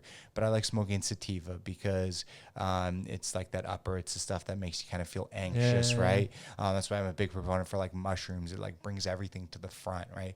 And that's why I like business, right? It's like I want to feel uncomfortable. If I'm not feeling fucking uncomfortable and I'm feeling just comfortable, then I'm not living. Like, well, that's hard. Like that's when I get those feelings of getting bored, And it used to be like when I had like a car company and other stuff that was going on, I would automatically assume it was my personal life that I was bored with, but that wasn't the case at all. It was actually because I was bored about the things that I was doing. Yeah. And I think you need to be able to realize that sometimes, because I think it's dangerous if you're like you or like me, where you think that way sometimes. Then if you're in a committed relationship, for example, then you might sometimes think like, because you're feeling bored, that the relationship's not good. Yeah. But that's not the case. Not necessarily. It could be all the stuff where your energy's supposed to be going. You're not interested in any of it right now. Of course. I mean, that's way more. We got to figure, man, like with a relationship, it's like this much time. Your entire day, you're spending that much time. Yeah. So if you think this little bit of time, right, is all the fucking problem, I mean, sometimes it is. Okay, sometimes it is. Because let's be honest, like a relationship, like it can take a lot of mental energy. It can take a lot of a lot of that. But a lot of times it's these other things that's going on in your life that's affecting this, right? And so it's good to be able to recognize that. For you talked about, the car company and now the management. Do you do the car company anymore? Is that no. Like I stopped that at this point. Like I think it's been 2 or 3 years at this point. It feels like a long time ago, but I think it's almost 3 years at this point. Okay. So like, I don't want to touch that anymore. I don't even want to hear that company's name anymore. Like just hearing that company's names puts me in a bad mood. So I get it. Respect. Massive PTSD there. Okay. All right. So as we kind of start to bring this all together and wrap it up, right? What's the future hold, man? What's next, right? Like after fucking COVID's gone, like what is next for you? The management company is a big focus of mine. Like I know where I want that to go. Like I want it to be one of the top management companies in LA. And the way we're running it and the philosophy behind it, it's being run like that. And the people that I have now, my assistant and my other manager, like they're like that. So everything's there. The pieces are there. Now it's just for the results to start flowing in. But I'm a big believer if your process is good, which I believe ours is, these results will start coming in. The timeline, who fucking knows? Like there's too much out of my control there, but it will come. So like, I know where that's going. So that's like one of my focuses right now and where I want that to go. The other thing is like, I also have the podcast that I told you about. Yes. Talk about that real quick. Call home. What's it called? It's called Breaking Through with Apollo. Nice. So that's my entertainment podcast. It's all about people in the industry, casting directors, actors. It's all about that and really showing kind of the behind the scenes, because it's a very like in general mysterious industry. Yeah. People aren't very transparent in it, which I never really understand, because it's like, just be transparent. Like, what are you trying to hide? Yeah. You know what I mean? So it's very transparent. I talk about pretty much everything. Same how I am with my actors. I'm very open and transparent. So that's one. And like I said, I'm thinking of starting one for fun. Like I've told and I think that you should, man. I think that you really, really should. You're really good at speaking and sharing your emotion and being open and being transparent, which I think is so important when starting a podcast or doing any podcast, right? Not being a fucking robot, being as real as you possibly can. one of the reasons that I started the podcast was I was tired of having these two different people, right? The person that everyone sees on the outside and who I'm on the inside. Yeah. And I'm like, fuck it, dude. Like, I'm just going to lay it all on the line. And if you don't like me, if family doesn't like, I don't give a fuck, because what I care about is being as honest and as real. Because if I can help one person, 2 people, 10 people, through the stories that my guests share, through the stories that I share, I think that's what's important. Because if I just lie and say that this didn't happen or that didn't happen, or you try to be this like cool guy or something. No, I'm not fucking cool. I'm a goddamn nerd. Like I hyper focused on shit all the time and bipolar as fuck, and just motherfucking crazy fucking. That's just who I am. That's why I like especially the podcasting. I feel like it's really fun, and that's why I want to do more of that, because like I love learning. Yes. You know what I mean? Like that's why I also like I've talked so much about therapy today, but that's also why I'm like obsessed with psychology and stuff. I just find it super interesting. Yeah. So like I want to do more, like something in that area just for fun. Like literally no point to it, no career point with it. Like literally, I just want to do it because I would enjoy those conversations. Yes, yeah, and I trust me, man. I totally get that. For me, I want to talk to everyone. I want to talk to doctors, scientists, actors, musicians, fucking management, talent, like everyone, dude. Because I come from the philosophy, man. If I surround myself with smarter people than myself, what's it gonna do? For me, I've only become a better human being by surrounding myself with these individuals and having great conversations and to be able to share them, man, with the world. I think is so important. It's like back to your stories about real people and real stories, and it's like people can relate to that, and for you. To be able to hear your entire fucking story all over the damn map, man. I mean, we just only touched on bits and pieces, right? Because we got off into tangents. Yeah. But I think it's really important for the individual that is listening to it, because they're going to be able to gravitate, for the kid that grew up moving to 7 different places, that's maybe a little bit lost and doesn't understand what to do. Well, they can look at your story and be like, well, this motherfucker has been through it. Yeah. Been all over. And I think that like is something like I want to mention too, because like I feel like something that's important to realize is that you can always learn, you can always grow, you can always change. And I growing up, I was like, for a variety of reasons, I was very repressed. I was very shy. I honestly was like like I know a lot of people say this probably, but I was the shyest kid you've ever met. Okay. Like I had no fucking social life. Talking to girls, no. Like literally didn't talk to girls at all till I was like 18, 19.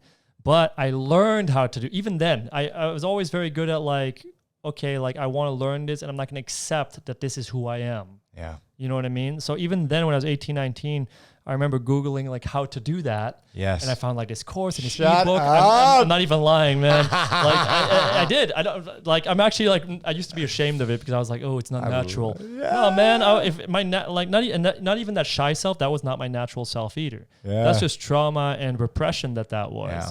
You know what I mean? So I learned the skills needed to like learn all this shit, and then therapy to uncover more of it. Yeah. But like I'm a firm believer that whatever you think you are, like it's not set in stone. Like you can learn, you can become whatever the fuck you want. Yes, is there natural things that you're stronger at or way of being? Like are like some people more introvert than extrovert, for example. For sure. But you can learn pretty much any skill. You can. I think values are a big thing that are ingrained in us.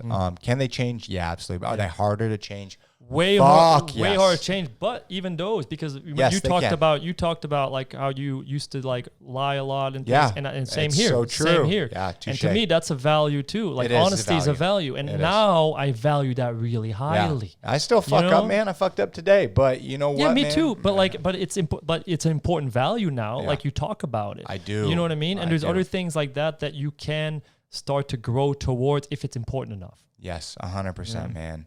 One last time. What's the name of your podcast? Breaking Through with Apollo. And where can they find it? It can be on Spotify, and I think it's called Apple Podcasts now, isn't it? Yes, it is. Yeah. Yes, it is. Good job, man. Yeah. And I'll put all the information, your information in the show notes. But I just really want to thank you from the bottom of my heart, man, for coming on, talking with me. I mean, I would have never thought from, you know, the moment that I met you, you know, what was a couple weeks ago, whenever I cut your hair, right, to this. I really appreciate your time, your honesty, respect. Keep on doing what you're doing, bro. Yeah, I really appreciate you bringing me on, man. I was looking forward to this all week, actually. Yeah, brother. Cheers, dude. Cheers. Cheers. Mazel tov. L'chaim. All right. Thank you so much for listening back to your story, people. Have a good night. Peace out, mother.